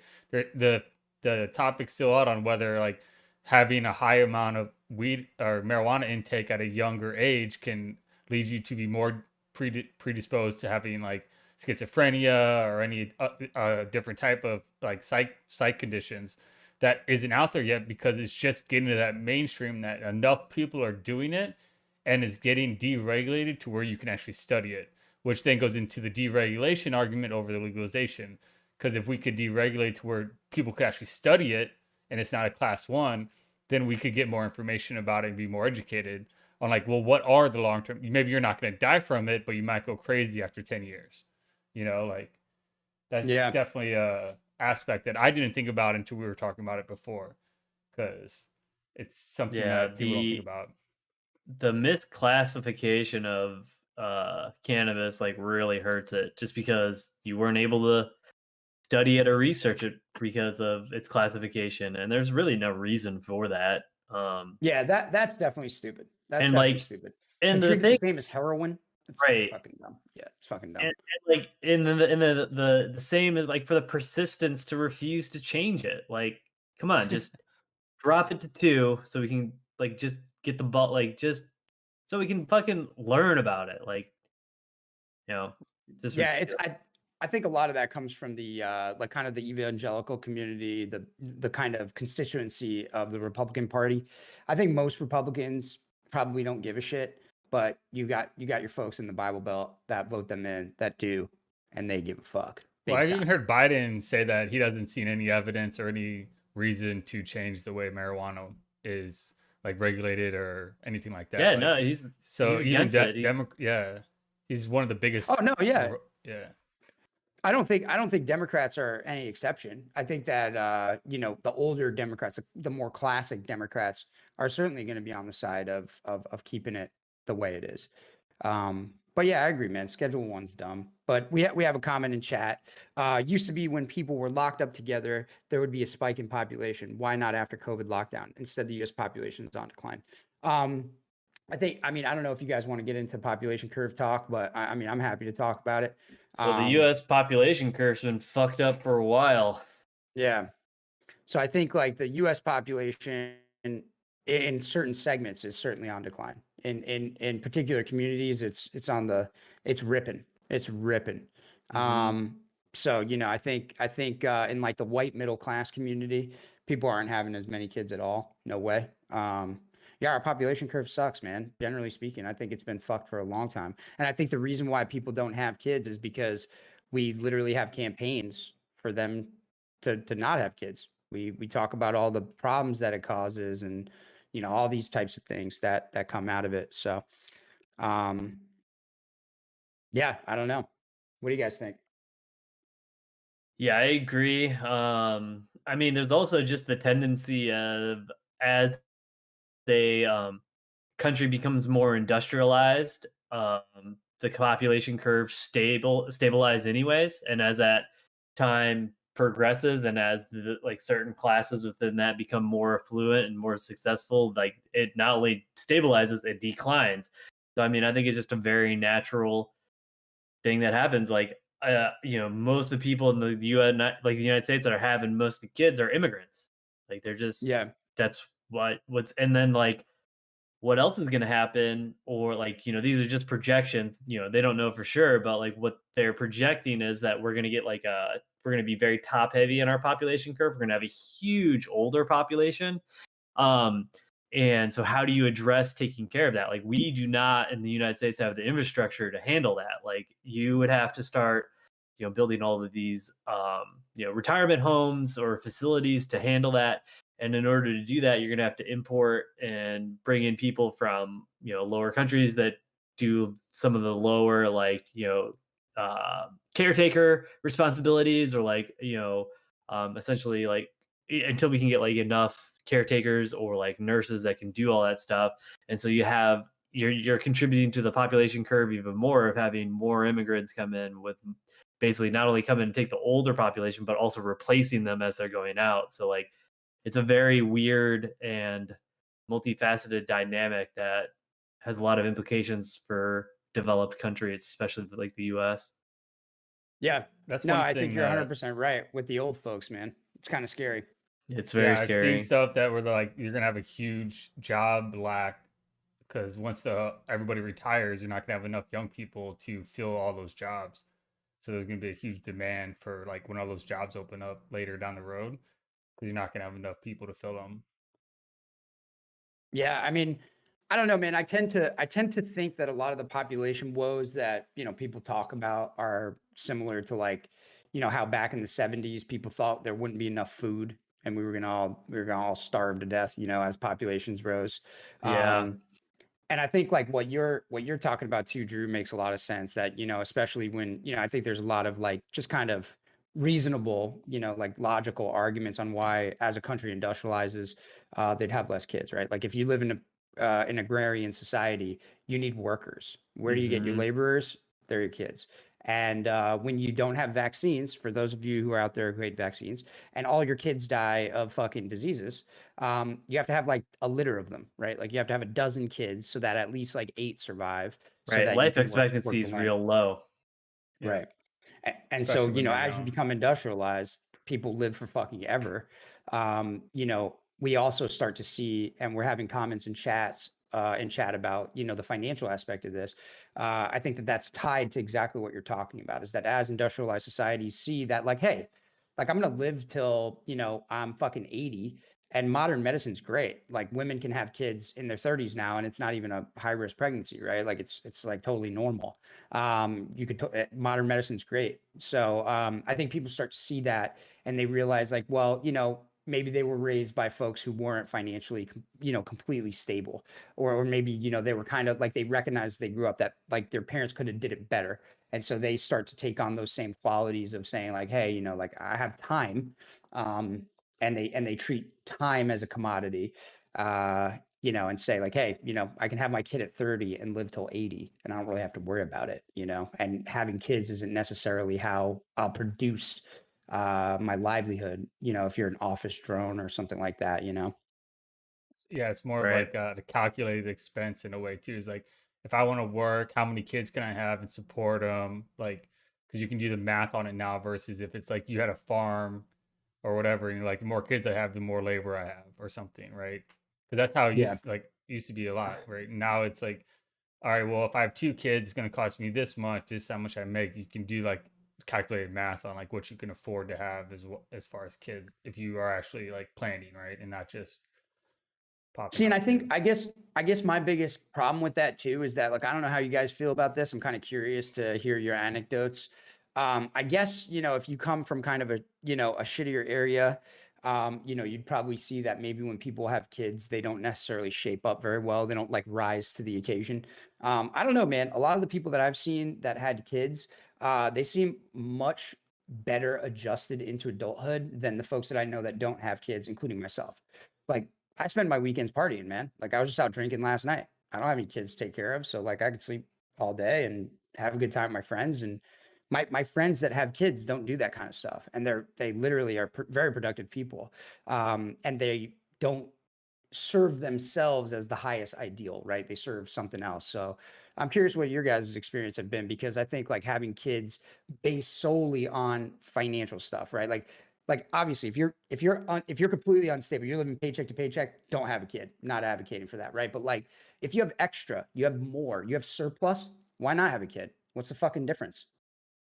What are you waiting for? To be a fucking millionaire? It's probably not gonna happen. You know what I mean? Like, Yeah. Well, and it what's goes your to Definitely not like, if you have it. Definitely if you not have a kid, or if you have a kid, you're not going to be a millionaire. I don't know, right. man. I'm not sure. Dude, like I said, the people that I know that have kids, they work way harder. Way harder, dude. Way harder. Now, that's purely anecdotal. I'm sure there's a lot of shitty parents out there. But that's like I said, just an anecdote. Like I know a Well, and couple I guess it people that depends on the people, right? Because you have some people that like have kids and then switch their lifestyle, right? They go into like this nurturing aspect versus a working one, right? Or that's what I'm you have saying. You're not serving yourself so anymore. right. So like You're you serving might something else. stop working for a couple years to, child rear or something, No, what? Who the fuck stops working? I mean, besides, like, if you're in a dual income situation and a woman stops working to take care of a kid, you still have an income. It's not like people just Right, quit right. working, I no, that's what I meant. stop Is being like one productive. one of the parents quit working essentially to do the child rearing till they like, go to school or something, and then they'll like re-pick up working, or they might not. But yeah, it's because they like switch their You think that's a priorities bad around. thing?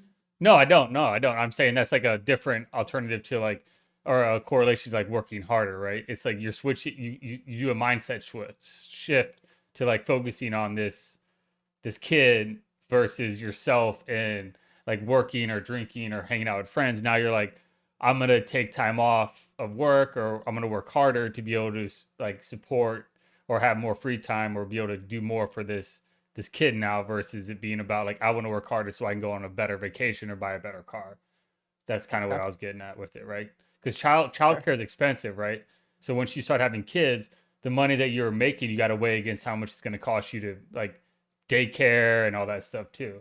Like that's just not cheap. I'm excited to hear Drew's opinion on this because Drew's a child hater. He Yeah, I hates the did. damn kids.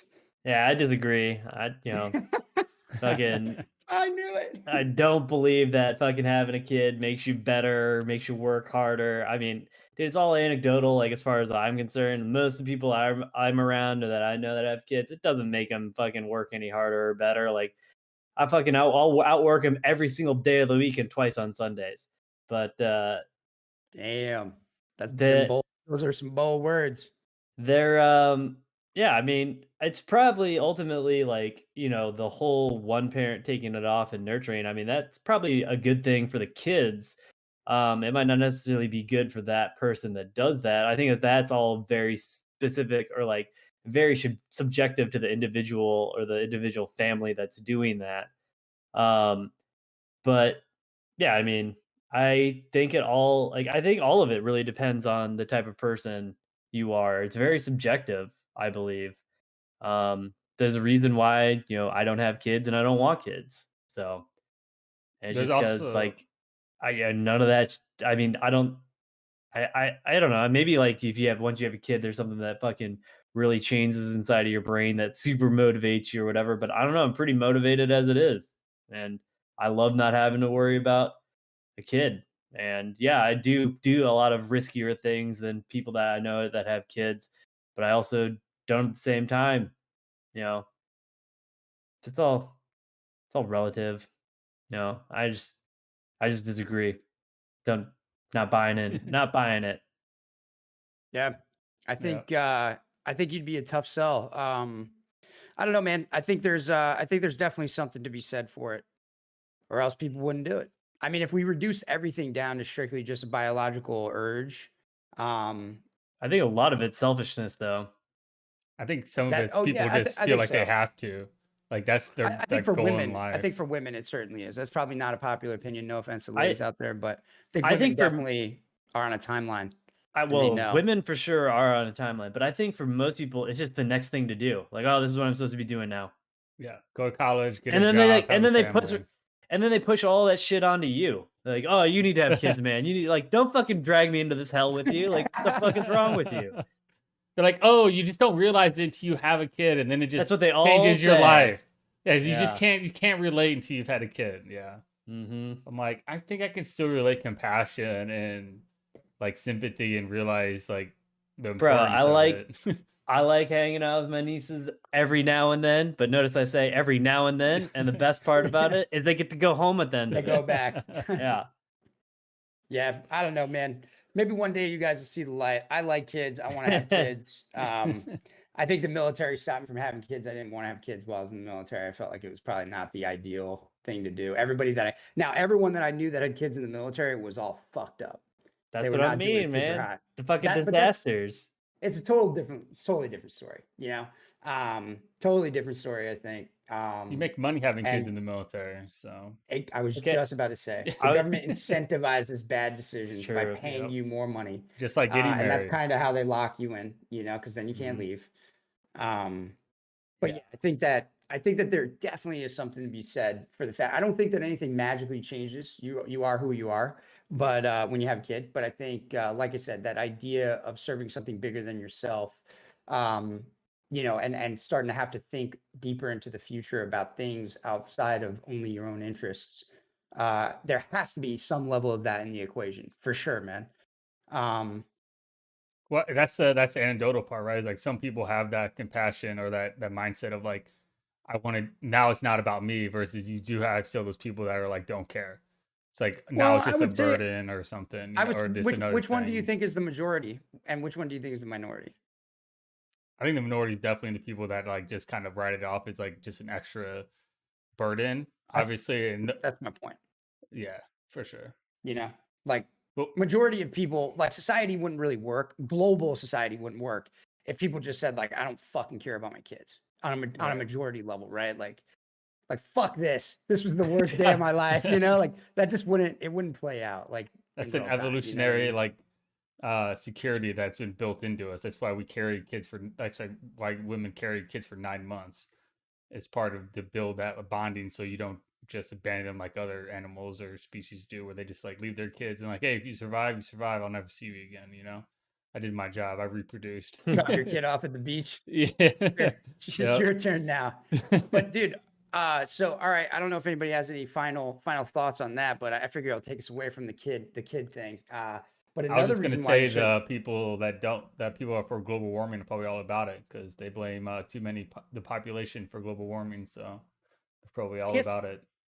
yeah, you're opening a can of worms for me here, and I guess that's why I feel strongly about having kids, is because everybody that I know that's like doesn't care about having kids, you know, they think abortion is just clipping your fingernails or something, or you know, they're vegans because they think there should just, you know, be less human beings to eat this amount of food or something. Like people like that are fucking weird to me. And I just imagine them as the type of people that would kick me into a fucking mass grave someday. So like I don't subscribe to their version of events. You know, whatever they say, I try to do the opposite. That I was think the they're hardest very- thing for me to sit through when people would argue to me about that. It's like we have too many people in the world. I'm like, what? Oh, they don't understand simple math. Like fucking Malthusian, like, you know, world or global population. Like that was proven, you know, Thomas Malthus came up with that theory. Like it's actually really interesting and it intuitively makes sense. And that's why he came up with it, was because he didn't have the mathematics to do what we can do now. And he just looked around him and he was like, hey, I think there could be a point like this mythical carrying capacity number. Like, you know, people compete for resources. You get to a certain point to where there's a limited amount of resources and there's X amount of people, like they're going to compete over them. If you get to like a point where those resources start dwindling, that's when you have conflict. And then that's what all of this whole, you know, overpopulation problems are all based off of. They're Malthusian and they've been disproven since like the early 1900s. Dude, just off of that, this initial explanation, I think of like, well, we're not animals competing in a valley for resources. We're human beings that can engineer Right, we our have way out of technology. problems. Yeah, we have technology that we can We can- invent. Like we fucking literally suck fucking ammonia out of the air and put it back into the ground to grow crops. Like Literally. you know, Thomas Malthus couldn't think of that. He didn't know that Fritz Hopper was gonna solve something that he thought was impossible. He was doing a Darwinism comparison of just thinking about animals and life in general of how they He was operate in just looking an at big environment. things, like, yeah, looking Yeah. at big thing, you know, like what they did back then. They're just looking at big things and pontificating on it and thinking about how these Mhm. things would play out. Which makes sense Yep. from their point of view, right? Like, if you didn't see the world that was gonna come out of, like, just being able to engineer out of any problem that we really have, like, if global warming was that big a deal, we could engineer our way out of it. It's just people haven't wanted to do it yet. You could do it. There's plenty of ways to do it. It's just not beneficial for the companies to do it. Or the ones Well, that are doing it aren't big enough yet. global warming's a little bit different, but I mean, as far as global warming via overpopulation, that's what I'm talking about. But Right. Yeah. Well, I don't know how we're having less kids because cases of syphilis are the highest they've ever been in the US. nice. Really? So people must be boning. Yeah, so check this out, man. This is really fucking weird. I didn't know this. I think it's kind of scary, but basically, since 2001, cases of syphilis started like really rising in the US, and then in 2015 they spiked. They jumped up 74%. So that's fucking crazy. What? And then now in 2019, there's 130,000 cases nationwide. So, doesn't strike you as like particularly scary. But what's happening is because of like drug problems, like with methamphetamine, it's causing, I guess, like huge bumps. And like in certain communities, like say in San Francisco, it's like as common as the flu. So this stuff is like really isolated to particular communities, particular areas. And now there are, basically sexually transmitted diseases in general are at an all-time high, like over the past 6 years, where we have like 2.5 million diagnosed cases. And dude, they're trickling down to kids, bro. So from 2012 to 2019, mothers giving birth to syphilis positive babies quadrupled. It's fucking crazy, dude. Wow. You think that's It's a a trip, man. byproduct of like having cures for most of them now? That people aren't as worried about getting them because they know that at the end of the day, Yeah. if they transmit them, like they're pretty much even AIDS has got a cure now. So I there's only a handful that really don't have cures, and those ones are the ones that are pretty much primarily asymptomatic, right? And yeah, I think that's syphilis is one totally of a part of it. those, right? Because syphilis has Yes. stages where it's asymptomatic. And really, the only problem is if it gets to the point where you miss the first couple of symptoms and then it goes dormant to you're older and then you start getting dementia and all that shit, right? But it's still Yep. curable the entire time, right? As far as I know, like you can get the shot for it at any point in time. I don't think there's like a It's maybe Drew it's might be only able to not elaborate. curable. It's only not curable in the tertiary stage. Yeah, do you get that out of That's when Okay. bone you're fucking brain? done. Yeah, you're That's fucking what I was donezo. wondering. If there I thought there was The like a primary no stage, return. yeah, the primary stage is just like characterized like any other STD. Like you'll have symptoms, right? You'll get like a Mhm. chancre, fucking gross, like a sore. You get lesions, But then right? the secondary phase is where you go dormant, and Okay. then yeah, like the only reason why I remember all this stuff about it is because it's one of the only diseases that characterizes itself in its tertiary phase with a rash on the palms. You'll never get a rash on the palms unless it's syphilis, tertiary syphilis, Really and you're fucking dead. Yeah, for sure. Um, interesting. but I don't know, man. I thought that was a trip. I thought it was kind of relevant to what we were talking about. I wasn't really going to bring it up because it's kind of a weird thing. But then, like, we're talking about, hey, birth rates are low, but people are still obviously, having intercourse because we're at the highest we've ever been for sexually transmitted diseases. So it's kind of weird, right? Like, how somehow we're managing to not have kids, but we're also not wearing condoms and getting STDs. It's fucking weird. I don't know how that works. Somebody's got to Abortions at break all that time cow. high or Yeah, something. maybe, man. I don't know. I don't know. The Yeah, that is That's a weird. possibility. But yeah, Yeah. But I don't know. It just struck me as kind of fucking strange. So so congenital like syphilis is quadrupled.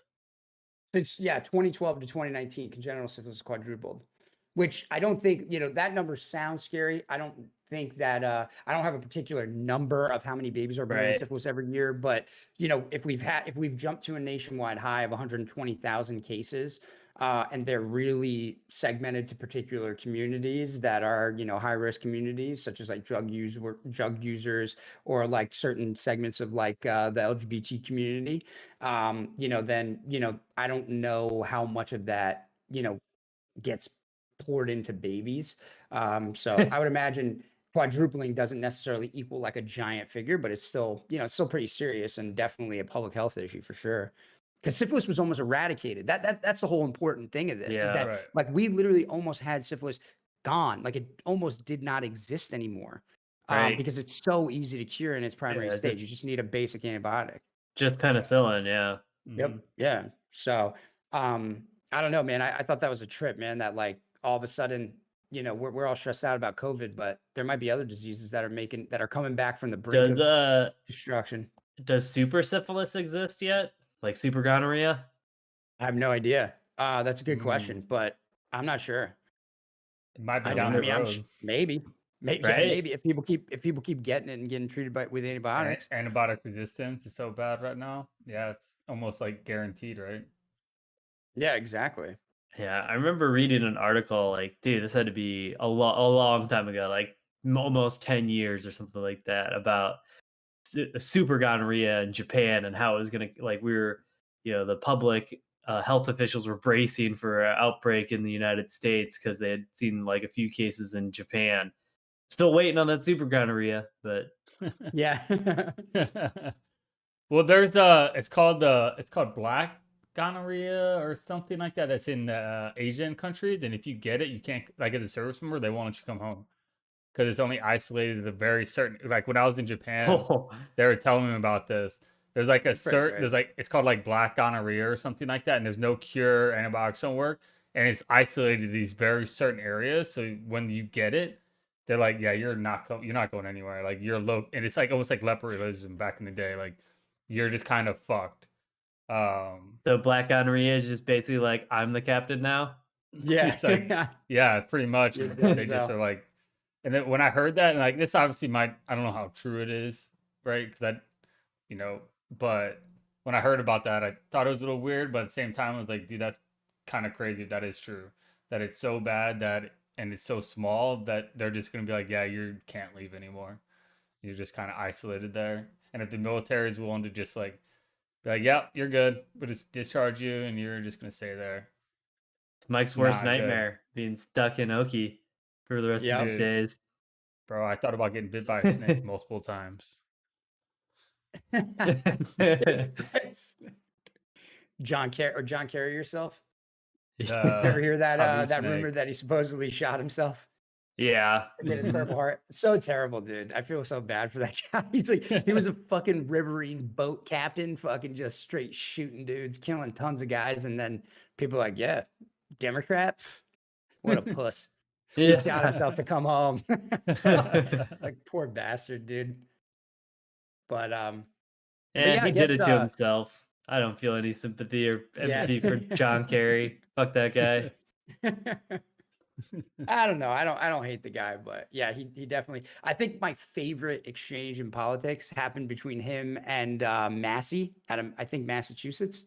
You know what I'm talking about? Yeah. Where he's like, so why don't you, I think the guy's first name is Bill Massey, maybe, I think, out of Massachusetts. Anyway, he's basically, Kerry's talking about global warming, and Massey's like, hey, where'd you go to school and what'd you get your degree in? And he's like, I went to Yale and I got a degree in political science. And the guy's like, oh, political science? What is that, a pseudoscience? How is that? I mean, where's the science in political science? And he like started beating him up about his degree. And he's like, are you serious right now? Like, is this really happening? Like, I got like one of the most common degree fields you could ever get from Yale. Like, what are you talking about, dude? It's my favorite exchange ever. If you guys want to ever look it up, look up Massey v. Kerry on global warming. It's fucking hilarious. Nice. But yeah, I figured we're getting late in the episode. We could talk a little entertainment stuff. Drew, have you seen any movies you want to critique or shit on this week? I know Mortal Kombat, they felt the sting of the Drewski, Venom last week. They did. They deserved it, man. Fucking terrible movie. I I saw. watched a bit of it. Wasn't great. Did you? How far did you get? Like I got to the part where he basically is like in a cabin with his family. So like I don't know, 30 Oh yeah. minutes, 20 minutes. Okay, Not yeah. far, dude. Not far. And I was already like not into it. You didn't get They're any of like the showing each other fatality their stuff? scars and stuff. I'm Oh like, yeah. what? Fucking weirdos. Mhm. But, I did find, run into something good, on actually, of all places, Amazon.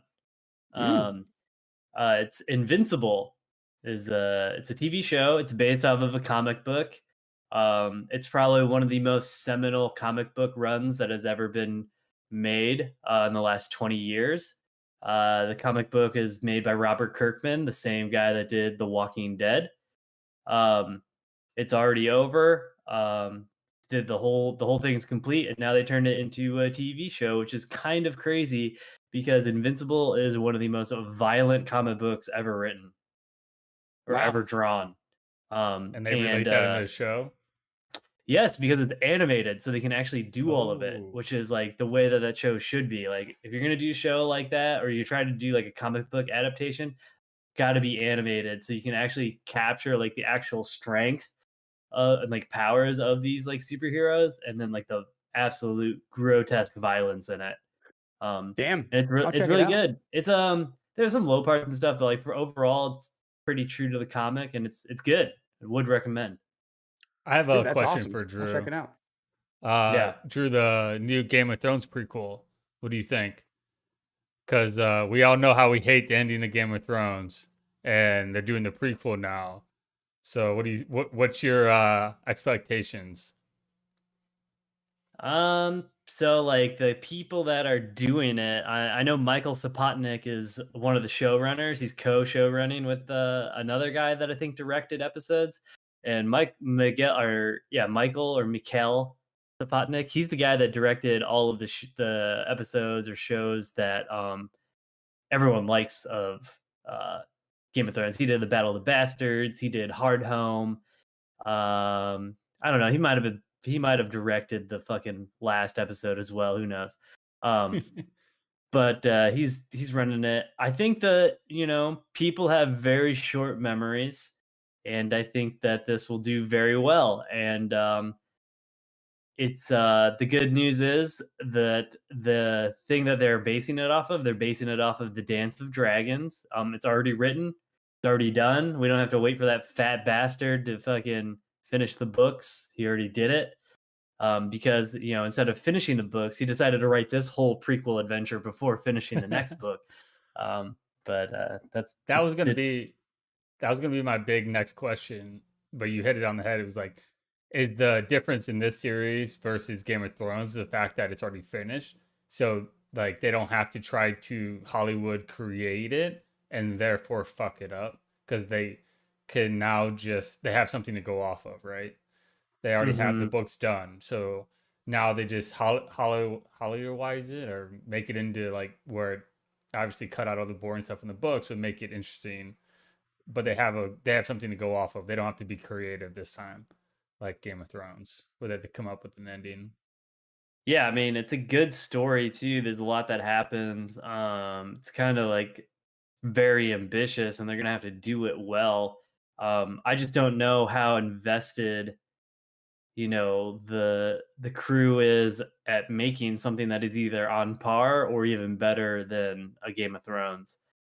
Um, I guess that'll be interesting to see.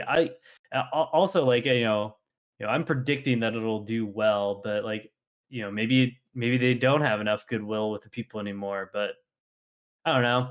It's like I always say, like who the fuck listens to the top 40 music anyway? Like what the fuck is that? I would predict, if I had to predict it now, I would predict a huge first season of the hardcore Game of Thrones fans and the people that just kind of want to forget how it ended that will go back and watch this. But I'd be interested to see how long people stick around. Because I think it's going to be like that hype train of people like, oh, it's something new to watch. It's COVID. Kind of, like there's not a lot of shit to watch that's new or that's like got a good track record and people love Game of Thrones. So I feel like they will come back, but I don't know how long they'll stay. Like you might have a record high first, second episode, and then I see a decline from there. Yeah. It also Yeah. has the potential of being the Mortal Kombat or Kong versus Godzilla of Game of Thrones because this is the civil war in the Targaryen household. So like there's gonna be dragons all over the place. Like there might be fucking a CGI disaster. You know, who knows what could happen. So Yeah, it'll be Yeah, interesting to I see. personally am not super excited about it myself. I yeah, I was never a big fan of the Game of Thrones series to begin with. I thought there were a couple seasons that really stood out, and then other than that, I kind of wasn't super into it. I think we still need like more time away from it. Like I think you need to give Yeah. absence makes the heart grow fonder. You need to give Mhm. people some space to like forget that fucking traumatic experience that was the 10-year lead up to disappointment. Bro, Dude, the ending of that fucking show was so bad, dude. dude, you cannot take into account how much it went from a social standard to a social just don't talk about it in literally a month or like Yeah. 6 months, you know. Everybody was talking about it, everybody was watching it. It was almost like a cultural like you had to do it to now no one talks about it, just disappeared. It's Dude, crazy. do you remember the fucking what was it called? I can't remember. It was the battle that was gonna end all battles, like when they finally squared off against the Night King. And it was literally so dark you couldn't even see anything. And then fucking Arya just stabs him like in the back. Like he didn't even see it coming. Yeah. Like this is a dude who like has fucking who's omniscient and can literally see Yeah. everything and doesn't see like a fucking little girl like flying through the air at him. Like, but Yeah. Seems like cheap shortcuts to just I yeah, don't know. if you're a Game of Thrones apologist, fucking fight me in the street because that is a fucking abomination Drew's gonna be what they sitting there with a did. sign would change my mind out there. Yeah, exactly. Yeah, the old what's his name? Fucking dude who's always bashing against the young turds. He had a meltdown on Rogan. What's his name? Oh, Crowder? Crowder? Crowder, Steven Crowder, that's Yeah, right. Steven Crowder. He's God, that being guy. mean to me, Joe. Yeah. Ask a guy to defend his Uh, position, being mean. But yeah, I'm still the most excited about that Lord of the Rings series. So God, I hope that thing's good. I hope yeah, it me comes too. soon. I need it. Yeah, Need it in my it life. needs to be good. There's so Dude, many if things it's they not could do good, with I'll be it. so pissed. Although, like, It's a we were lot of saying pressure. we were saying like, it's good they're spending that amount of money on like the show, but it's also like, dude, why are you spending $500 million on the first season though, too? Well, dude, if So you think about it, like what has Amazon had that was successful? They had The Man in the High Tower, which in my opinion wasn't super duper successful. I mean, um, yeah, I it think wasn't. I think the most successful thing they've had has been The Boys so far. The Boys, I'd never even heard of it. You see what I'm saying? Like I've never heard of that. What was it about? It, it's Is it also worth based. checking out? Oh yeah, dude, totally check it out. It's basically about the Justice League, except if they're really fucked up. Oh, It's gotcha. good. Yeah, I'll check it out then. Yeah, I don't know. I just don't pin Amazon as like, I feel like Disney came out of left field and became like a massive competitor in the streaming space like overnight. But Amazon's been there forever and their movie selections fucking always trash. The stuff that they produce organically, I've never really, you know, been excited about. With the exception of Yeah, the Lord of the Rings series. So maybe this is where they try to make up for it. And it's not like Amazon doesn't have 500 million to throw around. Yeah. I was Why gonna right. say not? like they paid 250 million for the licensing, right? Like so is that part of that 500 million first season? I forgot what you Not mentioned. sure.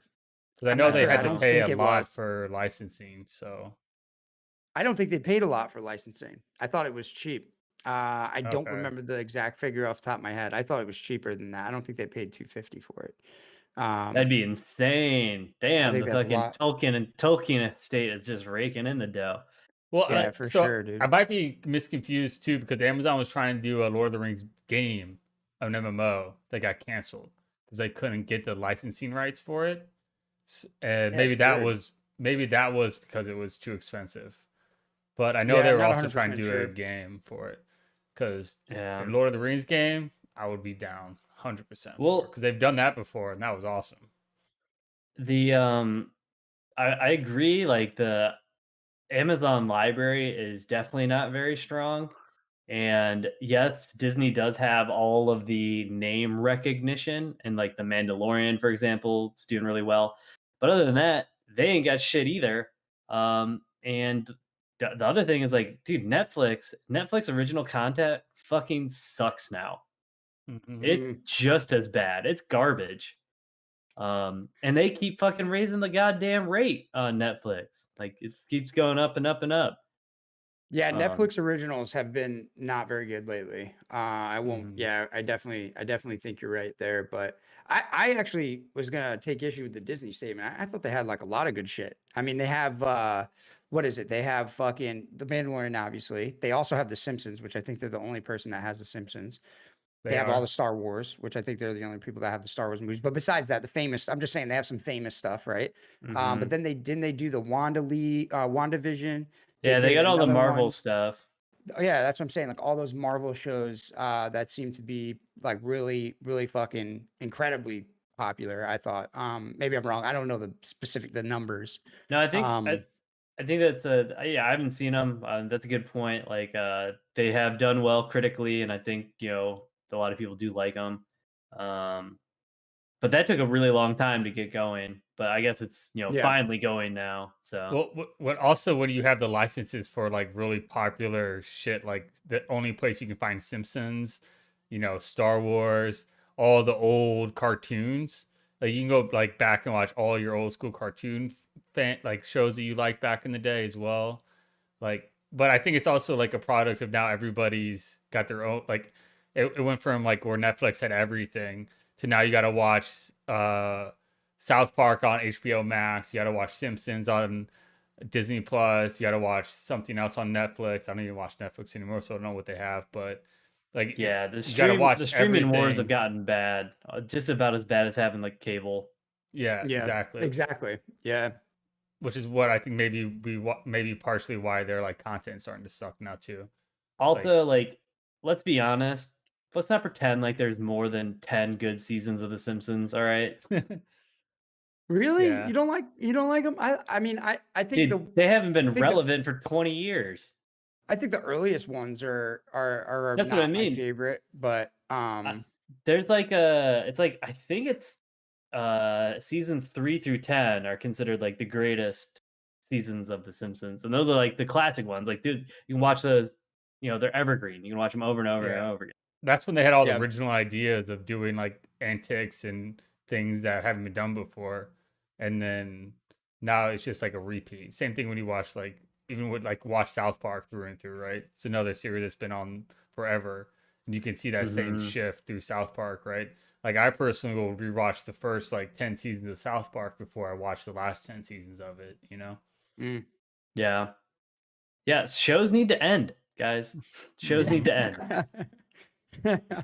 South Park does do a good job of staying semi-relevant, but just because of their satire stuff. But at the same time, yeah, I think that It's there is a true. point where you just call it to an end, like because Right. you can only come up with so many good ideas. Just call it novel and end it when it's in its prime instead of dragging it out to where like now South Park, Family Guy, Simpsons, American Dad, they all just do remakes of the same shit that Family Guy's done because it's been on the air for 20, 30 years now. It's like there's nothing new to do. Everybody just does rehashes of the same shit with different characters. Yeah, I think The Simpsons, I think they're on like 31 now. That's like their Hmm. season Yeah. now. I don't know, man. I still don't mind it. I still watch it. Like usually I only watch that kind of shit when I'm going to bed or something though. But Same. Yeah, still but do you watching like that for watch the drama and stuff. new episodes, like the brand new Yeah. episodes? Oh, okay. I've never seen them, so they're new. I don't know. It's Yeah, like I Like always do I'm that. talking about like the ones that they're like making. I want to know like I haven't seen it, but like there's no way like what they're producing, like what comes out like the new episode on Sunday is anywhere near what they were at the height of the show. Oh no, I'm sure that yeah, I people wouldn't watch say it throughout that. the week, just as like they turn on their TV and they're like, "Is there a new episode out?" They go to Hulu or whatever and just go to the newest one for sure. No one's Yeah. waiting till no one's like sitting there having a party or like waiting to like sit down to watch the newest season of like Simpsons or any of those shows. I mean, they are though because they're fucking 32 seasons in or whatever. I guess like it's just like the top 40. Who the fuck is watching The Simpsons still? Like, I am. I just admitted to it. I I don't know. am, I think but to be honest, I'm not I don't watching the hate it. newer ones. Yeah. But Yeah, I just let them roll. Like I said, when I'm going to bed. yeah, I do the same. Well, we'll have to keep an eye out for the Game of Thrones and the Amazon Lord of the Rings and see what happens. See if they actually come to fruition or not. Yeah. Hopefully, So, hopefully, man. 500 mil in the hole. They better fucking come through. right? No So shit. I Alrighty, won't hold my well, breath. we've anybody got any last closing comments that they want to? It saved rounds, as we used to say. No, it was a great episode, man. We talked about some heavy shit. Go have kids. Don't listen to Drew. Alrighty, everybody. We will see you guys next week. Have a great week. Thanks, everybody. See you. Peace. Thank you for listening to Subtle Propaganda. We hope you guys enjoyed the show. Make sure to like, subscribe, and follow us on our social media. You can find our podcast anywhere podcasts are uploaded, which include our pre and post show. We will be live next week at 7 p.m. Eastern. And don't forget to tell us how wrong we were in the comments. See you next time.